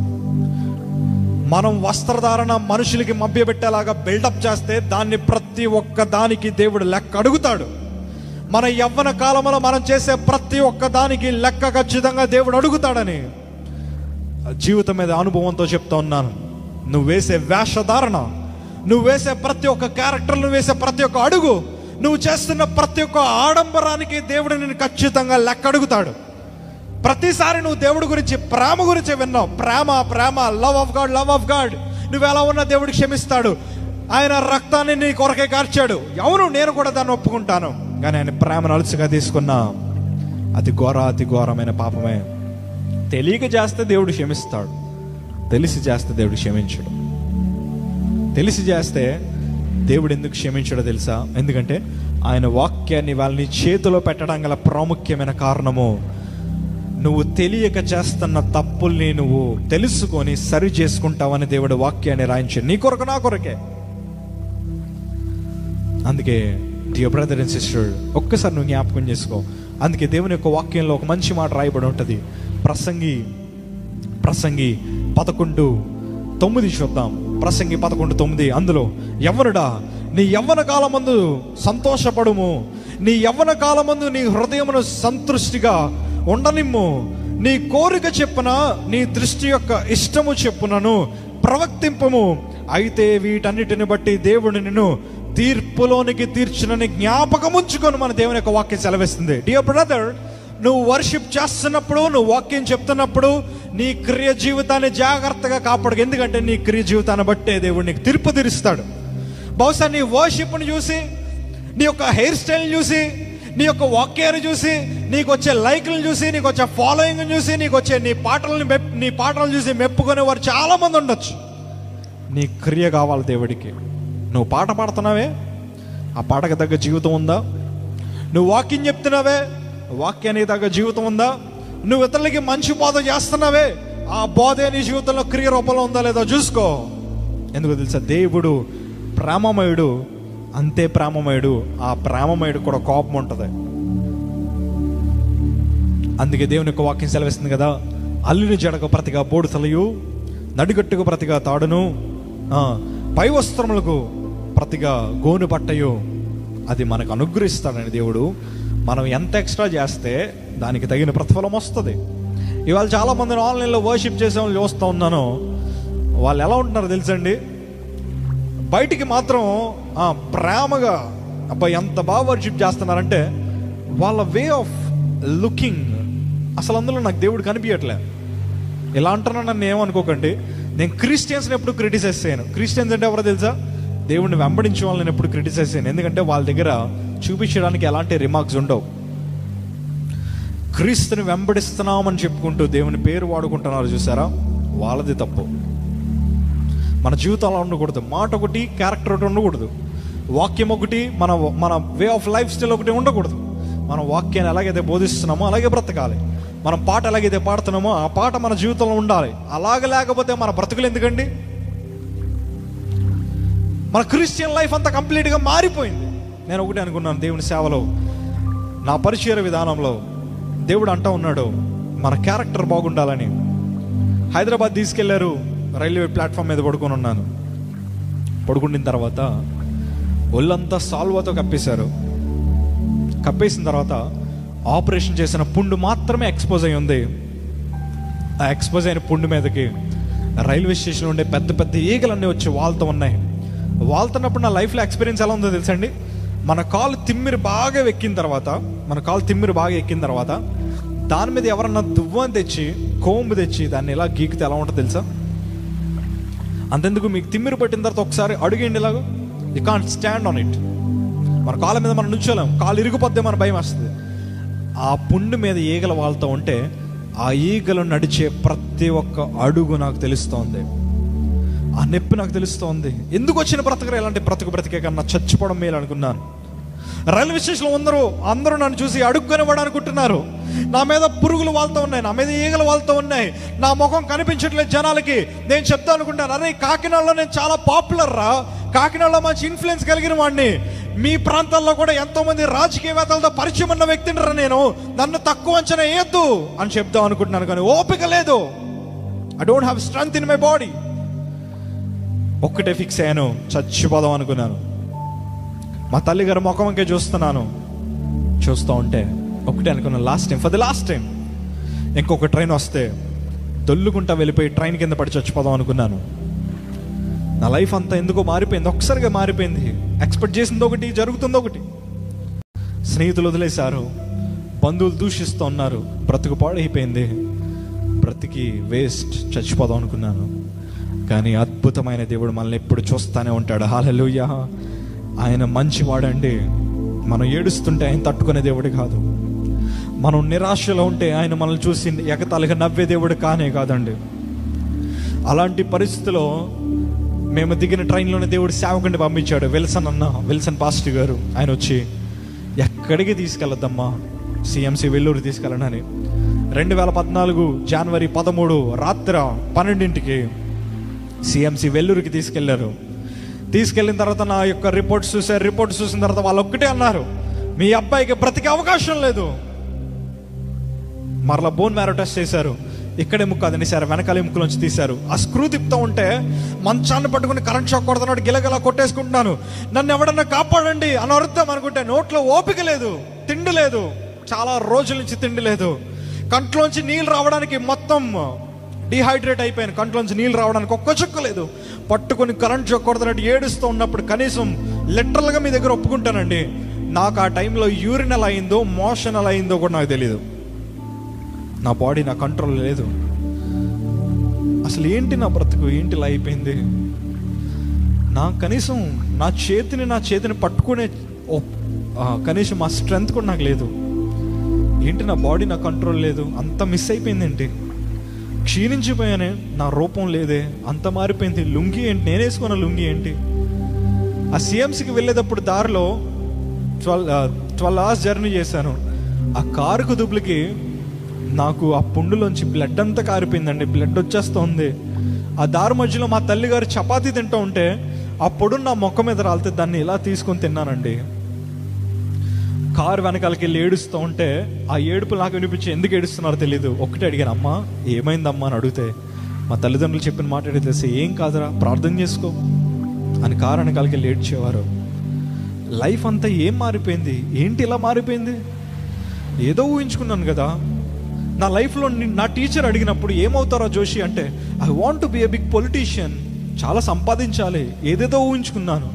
పాలిటిక్స్లో ఉండాలి, స్నేహితులు ఉండాలి, లగ్జరియస్ లైఫ్ అనుభవించాలి. కానీ ఒక్కసారిగా ఏంటి అంటే, ఆరోగ్యం లేకపోతే మనిషి ఎందుకు పనికిరాడా? ఆరోగ్యం లేకపోతే మనిషి దేనికి పనికిరాడా? ఎస్, నేను చెప్తున్నాను కదా, ఆరోగ్యం లేకపోతే ఎందుకు పనికిరావు. ఆరోగ్యం ఎవరిచ్చిందో తెలుసా? దేవుడు మనిషిని తన రూపముగా చేసుకొని మనుష్యుడి యొక్క నాసిక రంధ్రములో జీవవాయువు ఆయన ఓదగా మనుష్యుడు జీవాత్మయను. హల్లెలూయా. అంటే లైఫ్ ఇచ్చింది ఆయన. అంటే ఆయన లేకపోతే మనకు లైఫ్ లేదు. You may have lot of friends, you may have lot of people who supports you, you may be beautiful or handsome, you may get lot of likes in many social media apps. కానీ దేవుడు లేకపోతే నీవు life waste. నేను చచ్చిపోతాం అనుకున్నాను, కానీ దేవుడు నా లాంటి పాపిని కనికరించాడు. క్యాన్సర్ అని నాకు తెలీదు, హాస్పిటల్ అడ్మిట్ అయ్యాను. ఎందుకు ఈ టెస్టులు చేస్తున్నారో తెలీదు. వస్త్రాలు తీసేసి నైటీ లాంటి డ్రెస్ వేశారు. I could never expect I could wear such kind of dresses in my life. అలాంటి వస్త్రాలు వేసుకుంటానని కలలో కూడా ఊహించలేదు. వేసుకున్నాను, తీసుకెళ్లారు. అడుగుతా ఉన్నాను, ఏమైందని. లగ్జరీస్గా ఉంది hospital. CMC Vellore A ward, 8th floor, room number 803. I still remember room. నా రూమ్ నాకు బాగా గుర్తుంది. పక్కన జోషి ప్రశాంత్ పాలిక అని నేమ్ బోర్డు అంటించారు. నేను అనుకుంటున్నాను, అమ్మా డబ్బులు బాగా కట్టారా? పైసలు బాగా కట్టినట్టున్నారు, మంచి వార్డులు వేసారని. బట్ ఐ డోంట్ నో, నాకు తెలియని విషయం ఏంటో తెలుసా? అది రేపో మాపో చచ్చిపోయే క్యాన్సర్ పేషెంట్ వార్డు అది. డాక్టర్స్ అన్నారు, వాడికి ట్రీట్మెంట్ ఇస్తే చచ్చిపోతాడండి, వాడికి ట్రీట్మెంట్ ఇవ్వడానికి కూడా అవకాశం లేదు. ఎందుకు తెలుసా? ఒక పక్కన ఆపరేషన్ చేసిన పుండు, కీమోథెరపీ ఇస్తే అది పెరిగిపోద్ది, మీ వాడు చచ్చిపోతాడు. దయచేసి మీరు డబ్బులు వృధాగా ఖర్చు పెట్టదు. మీకు ఇంకో ఆడపిల్ల ఉన్నారన్నారు కదా, 2. ఆడపిల్ల ఖర్చు పెట్టుకోండి. ఎందుకు? మీ అబ్బాయికి వెళ్ళి ఆఖరి కోరికలు ఏమైనా ఉంటే తీర్చేయండి అన్నారు.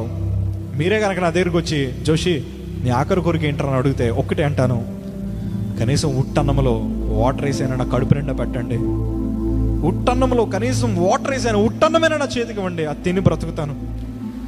తినిన తర్వాత, కడుపు నిండా తినిన తర్వాత, చిన్న పాయిజన్ అన్న, చిన్న పాయిజన్ చెల్లి, మా మమ్మీని కూడా అదే అడుగుతాను.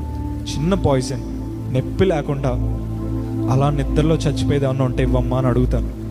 అదే నా ఆఖరి కోరిక. పొలిటీషియన్ అవి ఇవి అయిపోయి ఇంకా ఏం లేవు. ఫ్రెండ్స్ వదిలేశారు, ఎవరు లేరు. ఒక్కడనే అయిపోయాను. ఆ ఒక్కడనే అయిపోయిన తర్వాత చాలా బాధ అనిపించింది.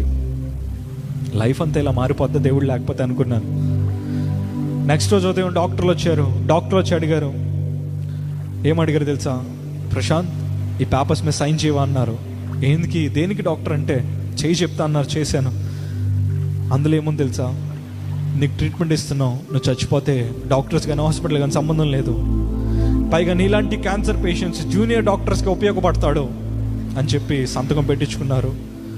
నీకు AML క్యాన్సర్ అని అడగగానే బ్రతుకు మీద ఒకే ఒక్క ఆశ అడిగాను, డాక్టర్ నేను బ్రతుకుతానా అంటే నా మొక్క మీద చెప్పారు నువ్వు బ్రతకవని. చాలా బాధ అనిపించింది. ఫోన్లో చచ్చిపోతాం కదా. మా తల్లిగారిని పిలిచాను, నా ఫోన్ ఓపెన్ చేశాను, నాకు ఇష్టమైన ఫోటో చూపించాను. అమ్మా ఈ ఫోటోని నేను చచ్చిపోయాక ఫ్రేమ్ వేయించండి, చచ్చిపోయిన తర్వాత మంచిగా దండే, నీకు ఇంకిద్దరే పిల్లలమ్మా, 2 పిల్లలు, ఇంకా నేను ఉండనమ్మా. ఒక్కటే అన్నాను, ఎంత ఖర్చు అవుతుంది నాకు ట్రీట్మెంట్ చేయడానికి? ఎంత కాస్ట్ అవుతుంది అన్నాను. చాలా ఖర్చు అవుతుంది రా అంది. పర్లేదు చెప్పమ్మా, ఎంత కాస్ట్ అవుతుంది చెప్పు, ఎంత కాస్ట్ అవుతుంది చెప్పు. పైగా మనకేం లేవు కదా నాకు ట్రీట్మెంట్ చేయడానికి. ఎంత అవుతుందంటే 30 lakhs అవుతాయిరా, ఇంకా ఎక్కువ అవచ్చేమో అన్నారు. అదేంటమ్మా, మనకే చాలా పరిస్థితులు ఉన్నాయి, ఎక్కడి నుంచి తెస్తారు? అయితే ఒక పని చేయండి అమ్మా, డబ్బులు ఏం ఖర్చు పెట్టద్దు, ఉన్నంత వరకు ఉంటాను, చచ్చిపోతాను తర్వాత, don't spend money on me అంటే మా తల్లిగారు ఒక మాట అన్నారు. ఏమంటారు తెలుసా? అరే ఇప్పటివరకు చాలా మందితో స్నేహం చేసావు కదా, ఇప్పటివరకు చాలా మందితో స్నేహం చేసావు కదా, ఒక్కసారైనా ఏసైతో చేరా, అందరిని విడిచిపెట్టి ఏసైతో చేరా, ఏసై నేను బ్రతికిస్తాడు అనగానే మనసులో ఎక్కడో ఆశ. ఏంటో తెలుసా? ఏసై ఉన్నాడని ఎక్కడో ఆశ. ఆ చిన్న బైబిల్ని, ఎప్పుడు లైఫ్లో బైబిల్ని మనస్ఫూర్తిగా పట్టుకోలేదు. For the first time I'm holding the holy Bible in my hands. For the first time I'm holding it. గుండెల మీద పెట్టుకున్నాను. ప్రార్థన కూడా రాదు నాకు, ప్రార్థన కూడా రాదు. ప్రార్థన కూడా రాకపోతే ఒకటే చిన్న ప్రార్థన, ఏసయ్యా నువ్వు ఉన్నావని మా తల్లిదండ్రులు చెప్పారు, నువ్వు ఉన్నావని చెప్పారు, నువ్వు నిజంగా ఉంటే ఒక్కసారి నాతో మాట్లాడవా. డూ యు నో, నా ఫస్ట్ ప్రేయర్లో నేను దేవుడిని ఎప్పుడు అడగలేను బ్రతికించమని. ఫస్ట్ ప్రేయర్లో ఎప్పుడు అడగలేదు బ్రతికించమని. నువ్వు నిజంగా దేవుడు అయితే ఒక్కసారి మాట్లాడవా అని అడిగాను. For the first time in my life, నా జీవితంలో ఒక సూపర్ న్యాచురల్ థింగ్ని చూశాను. బలమైన స్వరాన్ని నేను విన్నాను. హల్లెలూయా. దేవుని స్వరాన్ని విన్న తర్వాత ఎంత డ్రాస్టిక్ చేంజ్ అంటే, with in fraction of second I started crying. ఏడవడం ప్రారంభించాను. నా తప్పులు, నా పొరపాట్లు అన్నీ గుర్తొస్తున్నాయి. నేనెంత పాపినా, నేనెంత ఘోర పాపినా, ఎంతో దుర్మార్గపు పనులు చేశాను, ఎంత ఘోర పాపినా.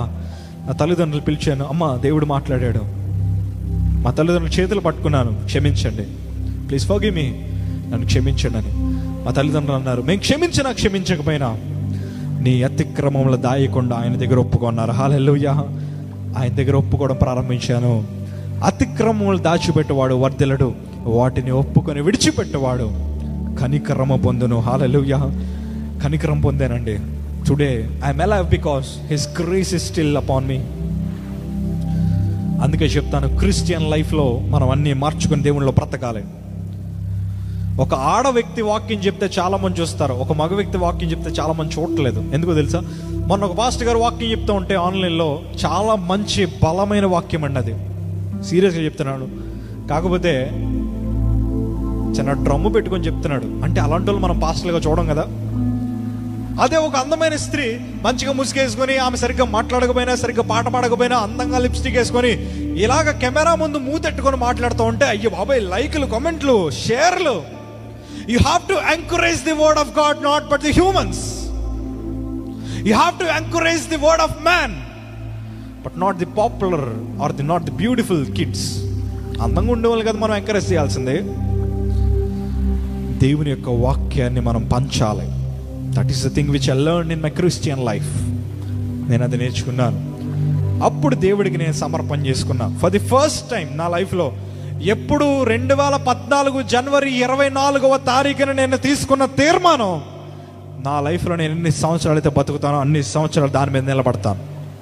ఒకటే, తండ్రి నువ్వు నన్ను ఒకవేళ అవకాశం ఉండి బ్రతికిస్తే, నీకు అవకాశం ఉండి నీకు ఇష్టమే బ్రతికిస్తే, చచ్చేంత వరకు నీ కోసం బతుకుతా. ఒకవేళ నీ చిత్తం లేదంటే ఒకే ఒకటి, నేను కన్ను మూసి కళ్ళు తెరిసే దగ్గర నీతో నేను ఉండాలి, నీ రాజ్యంలో నేను ఉండాలి, నన్ను అలా చేయి ప్రభు అని ప్రార్థన చేసుకున్నాను. దేవుడు నాకు దర్శనం చూపించాడు. ఏం చూపించాడు తెలుసా? కొన్ని లక్షల వేల మంది మధ్యన నిలబడి దేవుని యొక్క స్వార్థ ప్రకటిస్తూ, వాక్యాన్ని ప్రకటిస్తున్న దర్శనాన్ని దేవుడు చూపించాడు. హల్లెలూయా. ట్రయల్ ట్రీట్మెంట్ ఇవ్వడం ప్రారంభించారు. ట్రయల్ ట్రీట్మెంట్ ఇవ్వడం ప్రారంభించిన తర్వాత నాలో తెలియని మార్పులు, నా శరీరం క్షీణించిపోతూ ఉంది, చాలా క్షీణించిపోతూ ఉంది. నోట్లోంచి రక్తపు వాంతులు రావడం ప్రారంభమయ్యాయి. రక్తాన్ని కక్కుతా ఉన్నాను. కక్కుతా ఉన్నప్పుడు చాలా మంది అనుకుంటారు, దేవుడిని నమ్ముకోగానే మనకు అద్భుతం జరిగిపోతుంది. నేను అంటూ ఉన్నాను కదా, దేవుడిని నమ్ముకోగానే మనకు అసలైన పరీక్ష ప్రారంభం అవుతుంది. బాప్తిసం తీసుకోగానే అసలైన పరీక్ష ప్రారంభం అవుతుంది. దేవుళ్ళలోకి రాగానే అసలైన టెస్ట్ ప్రారంభం అవుతుంది. నాకు ప్రారంభమైంది. రోజు రోజుకి క్షీణించిపోతూ ఉన్నాను. క్షీణించిపోతూ ఉంటే నేను విశ్వాసంలో మరింత బలపడ్డాను. వాక్యం చదవడం ప్రారంభించాను. కొత్త నిబంధన లైఫ్లో బైబిల్ చదువుతూ ఉన్నాను. చిన్నప్పుడు మా సండే స్కూల్లో 91వ కీర్తన బట్టి పట్టమనిచ్చారు, అంటే చెప్పమనిచ్చారు. నేను దాన్ని ఫస్ట్ ప్లేస్ రావడానికి చదివాను. కొన్నిసార్లు బైబిల్ని కూడా మొయ్యలేని పరిస్థితికి నేను దిగజారిపోయాను, కనీసం పేజీలు కూడా తెప్పలేని పరిస్థితి. కానీ ఆ వాక్యం నా హృదయంలో ఉండి ఎంకరేజ్ చేస్తూ ఉంది. చాలామంది పాస్టర్లు చాలామంది వచ్చి ఫోన్ చేస్తూ ఉన్నారు, చాలామంది పెద్ద పెద్ద ప్రవక్తలందరూ ఫోన్ చేస్తూ ఉన్నారు. God is gonna use you, God is gonna use you, దేవుడు నిన్ను చాలా బలంగా వాడుకోబోతున్నాడు అని చెప్తా ఉంటే చాలా ధైర్యం వచ్చింది. ఒకప్పుడు దేవుడు లేడని నమ్మాను, ఇప్పుడు దేవుడు నన్ను మార్చాడు. ఆ ట్రయల్ ట్రీట్మెంట్ ఇస్తున్నప్పుడు రక్తపు వాంతులు అవుతూ ఉంటే ఒకరోజు దేవుని వాక్యం నాతో మాట్లాడింది. ఆవగించంత విశ్వాసం ఉంటే నీకు కొండంత సమస్య ఉన్నా కానీ, కొండ అయినా కానీ సముద్రంలోకి వెళ్ళి పడమే ఉంటే అది ఖచ్చితంగా అందులో పడుతుంది. దేవుని ఒక వాక్యం సెలవిచ్చింది కనుక నేను కూడా ఆ వాక్యాన్ని హృదయంలో పెట్టుకొని ప్రార్థన చేసుకున్నాను. నా రక్తపు వాంతులు ఎక్కడి నుంచి వస్తున్నాయో తెలియక చాలామంది ఎండోస్కోపీ చేశారు. ఆ స్టమక్లోని నా డైజెస్టివ్ సిస్టంలో చిన్న చిన్న ముక్కలు తీసుకున్నారు. ఎక్కడి నుంచి వస్తుంది, ఏం వేరియేషన్ జరుగుతుందని. నా జుట్టంతా పోయింది, ఎవరు కట్ చేయలే. ఇలా అంటుంటే చాలు మొత్తం పోతా ఉంది, నొప్పి తెలియట్లే. ఏంటి ఇలా అయిపోతున్నాడు, నా కాళ్ళెరను పట్టుకుని లాగితే నా వేళ్ళు వచ్చేసి అంత సన్నగా అయిపోయాను. ఎక్స్రే అక్కర్లే, నా ఎముకలు ఎన్నోనే లెక్కడేచ్చు, అంతలా మారిపోయాను. మారిపోగానే దేవుడి మీద విశ్వాసం బలంగా పెరిగింది. రక్తపు వాంతులు తగ్గట్లే. ఎన్ని వాంతులు తెలుసండి, రోజుకి 40-50 వాంతులు అయ్యేవి. అది ఇప్పటికీ ప్రూఫ్ నా దగ్గర ఉంది, విత్ డాక్టర్ సర్టిఫికెట్. నేను రోజుకి ఎంత యూరిన్ వెళ్ళానో, రోజుకి ఎన్ని వాంతులు అయ్యాయో ప్రతి ఒక్కటి అప్ టు డేట్. అంటే క్యాన్సర్ పేషెంట్కి ఏం జరుగుతున్నాయో ప్రతి ఒక్కటి రాయాలి కనుక still I'm having those books. ఆ బుక్స్ నా దగ్గర ఉన్నాయి, నా డైరీస్ నా దగ్గర ఉన్నాయి, ప్రతి ఒక్కటి నా దగ్గర ఉన్నాయి. అవన్నీ చూస్తున్నప్పుడు ఎంత దీనమైన పరిస్థితి అంటే ఆకలేసేది, చాలా ఆకలేసేది. ఆకలి ఏది తిన్నా వాంతి అయ్యేది, రక్తపు వాంతిలాగా. కనీసం దాహం వేసినప్పుడు నా ఉమ్ముని అరగంట సేపు నోట్లో ఉంచుకొని, ఉమ్ముని నా సలైవా ఉంచుకొని దాన్ని దాహం వేసినప్పుడు మృంగుతూ ఉంటే అది కూడా రక్తంలా బయటకు వచ్చేది. ముక్కులోంచి రక్తం వచ్చేది, బయటకు వచ్చేది. ఏంటి నా పరిస్థితి? కానీ దేవుడు నాకు ధైర్యం, దేవుడు నాతో ఉన్నాడన్న ధైర్యం చాలా ఎక్కువ ఉంది. దేవుడు నన్ను అభిషేకిస్తాడు, దేవుడు నన్ను దీవిస్తాడు, దేవుడు నన్ను సజీవుడిగా తీసుకొస్తాడన్న విశ్వాసం నాకు చాలా ఉంది. కానీ చాలామంది అనేవారు చచ్చిపోతాడు, ఆ బంధువులు అనేవారు చచ్చిపోతాడు, వీడు చేసిన పాపాల వల్లే వీడికి ఇలా అయింది. మళ్ళీ డైలాగ్స్ చాలామంది, అది కూడా పాస్టర్లు. ఐ ఫెల్ట్ సో సాడ్, చాలా బాధ అయింది. దేవుడు అన్నాడు కదా, వాళ్ళు ఏమనుకుంటే నీకెందుకు రా జోషి, నేనున్నాను కదా నీకు. వాళ్ళు ఏమనుకుంటే నీకెందుకు? The creator of this world, ఈ సృష్టిని చేసిన దేవుడు నీకు అండగా ఉంటే జనాలు ఏమనుకుంటే నీకెందుకు? దేవుని యొక్క మాట, దేవుని యొక్క వాక్యం అలాగే మాట్లాడింది. ఒకటి అనుకోండి, ఏమనుకుంటే నాకు ఎందుకు, దేవుడు అన్నాడు కదా. నేను దూషించిన ప్రతి ఒక్కరికి ఫోన్ చేసి మెసేజ్ చేసి సారీ చెప్పా. వాళ్ళందరూ అన్నారు ఇంకా చావలేదేంట్రా అన్నారు. బాధ వేసింది. కానీ ఒకటే, నన్ను క్షమించండి సిస్టర్, నన్ను క్షమించండి బ్రదర్, ఇలాగే మాట్లాడేవాడిని. ఇలాగ నా జీవితం కొనసాగిపోతూ ఉంటే ఆకలేసిందండి. ఒకసారి బాగా ఆకలేసినప్పుడు ఏం తిన్నా వాంతులు అయిపోతున్నాయి. నాకు ఇష్టమైన కూర కాలీఫ్లవర్ కూర. ఆ సిచ్యువేషన్ స్టిల్ ఐ రిమెంబర్. అవన్నీ గుర్తుపెట్టుకున్నప్పుడు హృదయంలో ఎక్కడో తెలియని సంతోషం అండి, ఎక్కడో తెలియని సంతోషం. ఆ కాలీఫ్లవర్ కూర వేడి వేడి అన్నంలో కలుపుతూ ఉంటే, కలిపిన తర్వాత ఆ బాక్స్ని ముక్కు దగ్గర పెట్టుకుని వాసన చూసి ఆకలి తీర్చుకున్న రోజులు నాకు ఇంకా తెలుసు. వీటన్నిటిని చూస్తూ ఉన్నప్పుడు ఇప్పుడు నేను అనుభవిస్తున్న ప్రతి ఒక్క ప్రతిఫలము అది కేవలం ఆయన ఇచ్చిన బహుమానమే. హల్లెలూయా. ఇప్పుడు నేను అనుభవిస్తున్న ప్రతి ఒక్క ప్రతిఫలం ఆయన ఇచ్చిన బహుమానమే. అలాగే నా జీవితాన్ని దేవుడు అభిషేకించాడు. విశ్వాసాన్ని చూపించాలి. అందుకే ప్రతి ఆదివారం నేను దేవుని సన్నిధికి కాల్ చేసి సాక్ష్యం చెప్పేవాడిని, నా పరిస్థితి ఇలాగ ఉందని. మా సంఘానికి కాల్ చేసి ఒకే మాట చెప్పా, మీరందరూ చేస్తున్న ప్రార్థనల వల్ల, ఎందుకంటే ప్రార్థన పరిస్థితులు మారుస్తుంది, మీరందరూ చేస్తున్న ప్రార్థన వల్ల నా యొక్క బ్లడ్ వామిటింగ్స్ని దేవుడు ఆపేశాడని సాక్ష్యం చెప్పాను. హల్లెలూయా, హల్లెలూయా. డాక్టర్లు మెడిసిన్ ఇస్తున్నారు, తగ్గట్లేదు. డాక్టర్లు పరీక్ష చేస్తున్నారు, ఎక్కడి నుంచి వస్తుందో తెలియట్లేదు. ఎవరికి అంతు చిక్కట్లేదు. చెక్కకపోయేసరికి మనందరికీ పరమ వైద్యుడు దేవుడే కదా. ఆ పరమ వైద్యానికి మనకిచ్చిన మెడిసిన్ విశ్వాసమే కదా. ఆ విశ్వాసాన్ని వాడుకున్నాను. ఫోన్ చేసిన తర్వాత ఒక 4 వాంతింగ్స్ అయ్యాయి, 4 వాంతులు అయ్యాయి, రక్తపు వాంతులు. ఇంకా అలాగే ఉన్నా. తర్వాత వాంతులు రావట్లేదు, వాంతులు ఆగిపోయాయి. అప్పుడు అనుకున్నాను, తండ్రి నీకు అసాధ్యమైంది ఏది లేదు ప్రభా. హల్లెలూయా. నీకు సమస్తము సాధ్యమే. ఎందుకు ఆపరేషన్ చేసిన పుండు గురించి మర్చిపోయాను అనుకుంటారా? మర్చిపోలే. తలగొక్కోవడం నాకు బాగా అలవాటు. ఎందుకంటే చాలా ఇరిటేషన్గా ఉండేది. తలగొక్కనివ్వండి, పుండ్లు పడిపోయి ఆ పుండ్లు అసలు తగ్గలేదండి. ఈ పుండే తగ్గలేదు. నాకు ఆపరేషన్ చేసిన పుండు ఎలా తగ్గుతుంది? కొన్ని నెలలుగా దానికి దానికి మందులు ట్రీట్మెంట్ ఇస్తానే ఉన్నారు. దానికి చాలామంది యాంటీబయాటిక్స్ ఇస్తానే ఉన్నారు. ఎక్కడ తగ్గట్లేదు, పెరిగిపోతుందే కానీ తగ్గట్లేదు. అలాంటి నాకు క్యాన్సర్ ట్రీట్మెంట్ ఇస్తున్నారు. ఇప్పుడు ఎలా తగ్గుతుంది అని అనుకున్నాను. డాక్టర్లు వచ్చారు, ప్రశాంత్ ఒక్కసారి నీకు ఆపరేషన్ చేసిన పుండు చూపించామన్నారు. ఎందుకంటే నేనే చాలా సన్నగా అయిపోయాను. చూపించు అంటే భయం వేసింది. ఎందుకంటే వాళ్ళు చేసే టెస్టులు నేను భరించలేను. ఆ సూదులు నా ఎముకలు గుచ్చుకొని వంగిపోయేవి. నరాలు దొరక్క వాళ్ళు ఎన్నో పరీక్షలు చేసేవారు. చేతికి అన్ని షుగర్ టెస్టులే, మొత్తం చేతి నిండా గాయాలే. ఒక పక్కన ఫుడ్ ప్యాకెట్స్ ఎక్కిస్తున్నారు. నా పరిస్థితి ఏంటో నాకు అర్థం కావట్లేదు. అలాంటి పరిస్థితిలో ఆపరేషన్ చేసిన పుండు చూపించమన్నారు. చూపించాను. ఎవరు మాట్లాడట్లేదు. ఫేస్ ఎక్స్ప్రెషన్ ఒకరి ముఖాలు ఒకరు చూసుకుంటున్నారు. వాళ్ళు ఒకటి అన్నారు, Prashanth it's a miracle man. అది గొప్ప అద్భుతం. ఏంటో తెలుసా? నీకు ఆపరేషన్ చేసిన పుండు నయమైపోయింది అన్నారు. హల్లెలూయా. ఆ మాట వినగానే ఎగిరి గంతేయాలనిపించింది. ఎందుకంటే కొన్ని నెలలైందని నేను కూర్చొని అది తగ్గిపోయిందని చెప్పగానే మా తల్లిగారు నా నడుము పట్టుకొని నన్ను కూర్చోబెట్టి, అరే నువ్వు కూర్చొని చాలా నెలలైందిరా, దేవుడు నీ నడుముని నిలబెట్టాడు, నీ కాళ్ళను నిలబెడతాడు, దేవుడు నేను అనేక చోట్ల వాడుకుంటాడు, దేవుడు నేను అభిషేకిస్తాడని నన్ను ప్రోత్సహించేవారు. దేవుడు నన్ను అభిషేకించాడు. హల్లెలూయా. అలాగా నా జీవితంలో దేవుని అద్భుతాలు చూడడం ప్రారంభించాను. ఇంకా ఎన్నో అద్భుతాలు. నా సాక్షి మీరు యూట్యూబ్లో కొట్టండి, జోషి ప్రశాంత్ అని, ఎక్లీషియా బ్లెస్సింగ్ మినిస్ట్రీస్ పేజ్లో. అలాగా నా జీవితంలో ఆ అద్భుతాలు చూసిన తర్వాత దేవుడి మీద మరింత విశ్వాసం పెరిగిన తర్వాత నా కీమోథెరపీ ఇవ్వడం ప్రారంభించారు. ఒరిజినల్ ట్రీట్మెంట్ ఇవ్వడం ప్రారంభించారు. ఇంచుమించు సంవత్సరాల ట్రీట్మెంట్ అన్నారు. నా బ్లడ్ గ్రూప్ ఏమో ఏ నెగటివ్, ఎక్కడ దొరకదు. చాలా పరిస్థితులు ఎదుర్కొన్నాను, కానీ వాటిలో కూడా దేవుడు నాకు తోడుగా ఉన్నాడండి. అనేక మంది సేవకులు వచ్చి ప్రార్థన చేసేవారు. ఇంకో బాధాకరమైన విషయం ఏంటంటే, నాకు లాంటి AML క్యాన్సర్ పేషెంట్సే వాళ్ళకి ట్రీట్మెంట్ అయిపోయిన తర్వాత మరలా 6 నెలల్లో సంవత్సరం లోపల వచ్చి మరలా జాయిన్ అయిన వాళ్ళు కూడా నేను చూశాను. నా పక్కనున్న వ్యక్తి అన్నాడు, డబ్బులు ఖర్చు పెడితే చాలు, యుల్ బి అలైవ్, నువ్వు బ్రతుకుతావని. కానీ నేను ధైర్యంగా చెప్తున్నాను, కానీ ఆ విషయం చెప్పడం కూడా బాధగానే ఉంది. ఆ వ్యక్తి బ్రతికిలేడు. He spend 1 crore for the cancer treatment, for the AML treatment. 1 కోటి రూపాయలు ఖర్చు పెట్టాడు, కానీ ఆయన బ్రతికిలేరు. నేను ఆయన సన్నిధిలో సమయాన్ని ఇచ్చానంతే, నా జీవితాన్ని ఆయనకి ఇచ్చానంతే, సమర్పించుకున్నాను. ఆ సమర్పణ నా జీవితాన్ని కాపాడింది.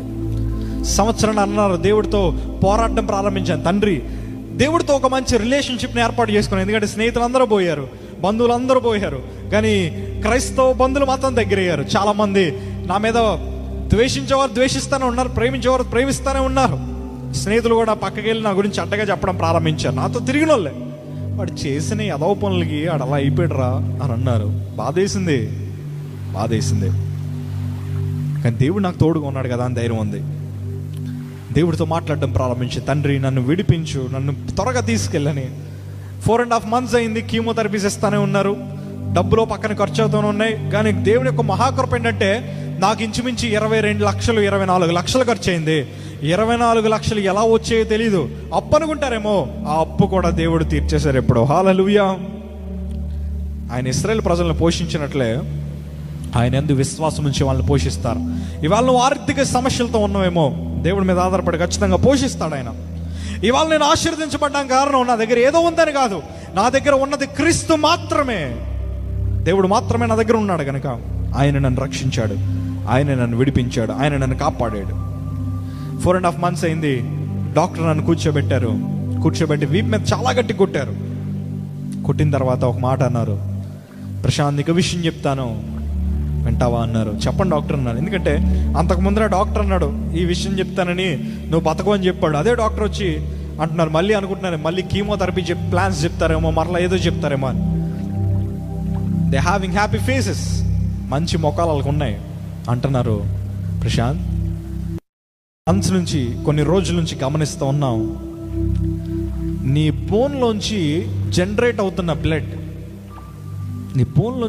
అవుతున్న బ్లడ్లో ఒక్క క్యాన్సర్ కణం కూడా కనిపించలేదని సాక్ష్యం ఇచ్చారు. హల్లెలూయా. మీరు ఈ లైవ్ చూస్తుంటే గట్టిగా చప్పట్లు కొట్టి దేవుని మహిమపరచండి. హల్లెలూయా. ఒక్క క్యాన్సర్ కణం కూడా నీకు కనిపించలేదని చెప్పగానే కంట్లోంచి చాలా నీరు రావడం ప్రారంభించింది. ఎందుకో తెలుసా? ఒక రోజు నేను ఒక వ్యక్తిని నేను రిజెక్ట్ చేశాను.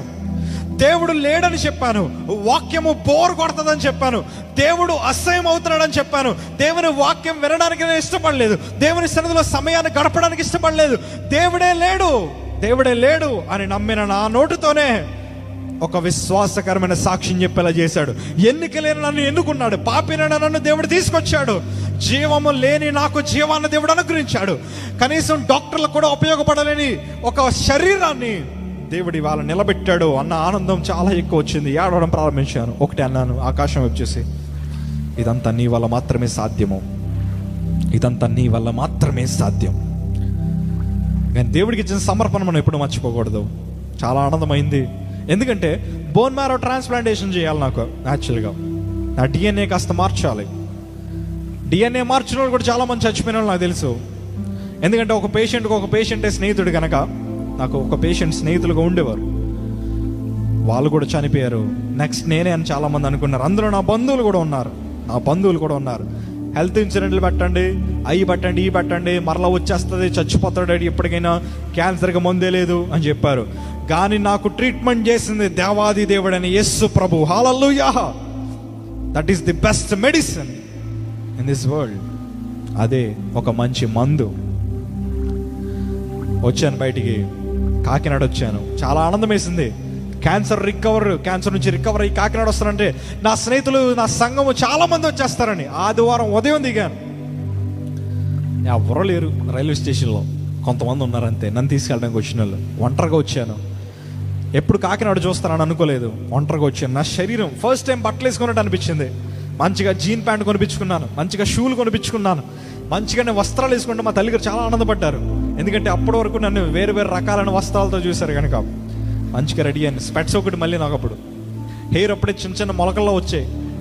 ఆ బక్క శరీరంతోనే ఏదో నేను చాలా గొప్ప అందగాన్ని అనుకొని, ఎందుకంటే దేవుడు నాలోకి వచ్చిన తర్వాత నా రూపురేఖలు నాకు కనిపించలేదు, కేవలం క్రీస్తు మాత్రమే కనిపించాడు. ఆ ఫోటోలు ఇప్పుడు చూస్తూ ఉంటే చాలా కామెడీగా అనిపిస్తున్నాయి. మంచిగా స్పెట్స్ పెట్టుకొని ల్యాప్టాప్ ఒళ్ళో పెట్టుకొని అబ్బా మంచి హుందాగా రెడీ అయ్యి వచ్చాను కాకినాడ. ఎవరు లేరు, ఒంటరికి వెళ్ళాను. మోకాళ్ళేసి ప్రార్థన చేశాను. తండ్రి, ఇప్పుడు నన్ను దీవించాల్సిన బాధ్యత నీదే, నువ్వే తీసుకొచ్చావు కనుక చచ్చిపోతాను, నన్ను నువ్వే తీసుకొచ్చావు. నేను తీసుకురమ్మని అడగలే, నువ్వు ఉంటే మాట్లాడన్నాను అంతే. నన్ను తీసుకొచ్చావు, వాడుకోవాల్సింది నువ్వే, నా క్యారెక్టర్ని సరి చేయాల్సింది నువ్వే. అసలు దేవుని యొక్క మాస్టర్ మైండ్ ఎలాంటి గ్రహించలేమండి. దేవుడు నన్ను రోజు రోజుకి అంచెలంచెలుగా దేవుడు దీవిస్తూ వచ్చాడు. హల్లెలూయా. ఏ నోటితో అయితే బూతు మాటలు మాట్లాడేవాడిని, ఏ నోటితో అయితే బూతు మాటలతో ఎగతాళి చేసి బూతు పాటలు పాడేవాడిని, 4 పాటలు రాయించాడు. హల్లెలూయా. నా జీవితాన్ని మార్చాడు. ఎక్కడైతే పేరు పోగొట్టుకున్నానో అక్కడే దేవుడు మంచి పేరుని దేవుడు అనుగ్రహించాడు. ఎక్కడైతే వీడు ఎందుకు పనికిరాన్నాడో వాళ్ళకే ఒక మంచి మూల స్తంభముగా దేవుడు చేశాడు. ఎక్కడైతే వీడు ఉపయోగం లేడన్నాడో అక్కడే దేవుడు నన్ను మంచిగా ఉపయోగపరిచాడు. డాక్టర్స్ దగ్గర కనీసం I'm a failure in the medical college, in the medical field I'm a failure. కానీ అదే మెడికల్ డాక్టర్స్కి వాళ్ళ మధ్యన ఒక మంచి బలమైన సేవకుడిగా దేవుడు నన్ను వాడుకున్నాడు. దేవుడు నన్ను పోషించాడు. అనేక మందిని పోషించడానికి దేవుడు గొప్ప ద్వారాలు నా ద్వారా తెరిచాడు. అనేకమైన కార్యాలు దేవుడు నా ద్వారా చేశాడు. ఇదంతా నా గొప్పతనం కాదు. ఒకవేళ దేవుడు లేకపోతే నేను ఎందుకు పనిచేయను? ఇవాళ నా సాక్ష్యము మీకు ఒక లాస్ట్ వార్నింగ్లా ఉండాలి. బ్రదర్ అండ్ సిస్టర్, నువ్వు అనుకుంటావు నువ్వు ఫేస్బుక్లో, ఇన్స్టాగ్రామ్లో లేకపోతే ఎక్కడో పాపులర్ అవ్వచ్చేమో, అది తాత్కాలికమే. దేవుని దృష్టిలో గనురాలుగా ఉండాలి. దేవుని దృష్టిలో ఒక మంచి పేరు తెచ్చుకుని ఉండాలి. లోకానికి అనుగుణంగా నువ్వు నడుచుకోకు. ఎవరో ఏదో చేశారు కదా నువ్వు అదే చేయకు. దేవుడు ప్రతిదానికి లెక్క అడుగుతాడు. నేను కనీసం నా మొక్క మీద పౌడర్ పెట్టి ఇంచుమించు 6 సంవత్సరాలు అయింది. దేవుడికి ప్రతి ఒక్కటి సమర్పించాను. అందం ఉంటే ఏంటి, లేకపోతే ఏంటి, దేవుడు అంటే చాలు. అందం ఉంటే మహా అయితే పొగుడుతారేమో, అంతేగాని నీ బ్రతుకు నీకు ఎవరుగా. దేవుని యొక్క ప్రేమ గురించి వివరించే నువ్వు దేవుడిని వెంబడించే వారిగా ఉండాలి. దేవుడిని ఆరాధించే నువ్వు ఆత్మతోనూ సత్యంతోనూ ఆరాధించాలి, ఆడంబరాలతో కాదు. కొంతమంది మ్యూజిక్ లేకపోతే ఆరాధించరు, కొంతమంది మైక్ సరిగ్గా లేకపోతే ఆరాధించరు, కొంతమంది లైక్లు ఫాలోవర్లు లేకపోతే ఆ పేజ్లు ఆరాధించరు. అరే, నువ్వు ఆరాధించడానికి నీకు కావాల్సింది ఆత్మతో సత్యముతో ఆరాధించే మనస్తత్వం నీకు కావాలి. మనుషులు చూస్తే ఎంత, చూడకపోతే ఎంత, ఆయన చూస్తే చాలు. నేను నా లైఫ్లో అదే నేర్చుకున్నాను. మనం ఆయన క్రింద అణిగి మణిగుంటే దేవుడు మనల్ని ఆశీర్వదిస్తాడు. ఆయన మనల్ని ఆశీర్వదిస్తాడు. అందుకే 1 తిమోతికి రాసిన పత్రిక 4:12 ఒక మాట ఉంటుంది. ఏమంటో తెలుసా? యవనమును బట్టి ఎవడను నిన్ను తృణీకరింపనీయకము గాని మాటల్లోనూ, ప్రవక్తల్లోనూ, ప్రేమలోను, విశ్వాసములోను, పవిత్రతలోను విశ్వాసులకు మాదిరిగా ఉండుము. మాదిరిగా ఉంటున్నావా? నా జీవితం మాదిరిగా ఉండాలని నేను ఇష్టపడుతున్నాను. అంటే డ్రెస్లో కాదు, మనం వేసుకునే బ్రాండెడ్ వస్తువులో కాదు, మనం తిరిగే కారులో కాదు, మన క్యారెక్టర్లో మాదిరిగా ఉండాలి. మన క్యారెక్టర్లో మాదిరిగా ఉండాలి.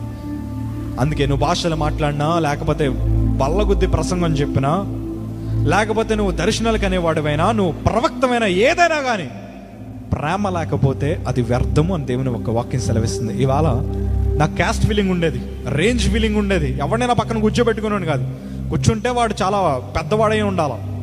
కానీ ఇప్పుడు నేను ఎందుకు పనికిరాను అనుకుంటాను. ఎందుకో తెలుసా? ఆయన లేకపోతే మన బ్రతికేంటండి? ఆయన లేకపోతే ఇవాళ నేను మీ ముందర సజీవులుగా ఉండగలను? ప్లీజ్ బ్రదర్ అండ్ సిస్టర్, 2 చేతులటి నమస్కారం చేసి చెప్తా ఉన్నాను, మనం మారాలి. మన మార్పుతో సమాజాన్ని మార్చాలి. We have to change the society only through the Christ, only by following Jesus Christ. దేవుని వెంబడించే వారికి ఉండాలి. అలాంటి గొప్ప కృప దేవుడు మనందరికీ దేవుడు అనుగ్రహించినగా. నా సేవా పరిచయలు రోజు రోజుకి దేవుడు దీవిస్తూ ఉన్నాడు. అనేక మంది యవనస్తులకి మార్గదర్శులుగా ఉన్నాడు. చాలా మందిని పాలిటిక్స్కి నడిపించాను, ఇప్పుడు దేవుని సన్నిధికి నడిపిస్తూ ఉన్నాను. దేవుని చర్చిలో పాలిటిక్స్ ఎప్పుడు చేయొద్దు. నేను ఒకటే అన్నాను, పాలిటిక్స్ అనేది చాలా దరిద్రమైన విషయం. నేను తాగుబోతున్నైతే నాతో వాక్యం చెప్పిస్తారా? కానీ అదే రాజకీయ వ్యక్తి తాగుబోతాడైనా ఆయన స్టేజ్ ఎక్కించి మరీ వాక్యం చెప్పిస్తారు. మళ్ళీ బలంగా చెప్తారు, అబ్బా దేవుడి గురించి అంత బాగా చెప్పాడో అనుడైనా కానీ, అబ్బా ఎక్కడ వేసే ఆశలు అక్కడ వేస్తారు. చర్చ్లో we should not play the politics. ఇంకా చాలా విషయాలు ఉన్నాయి.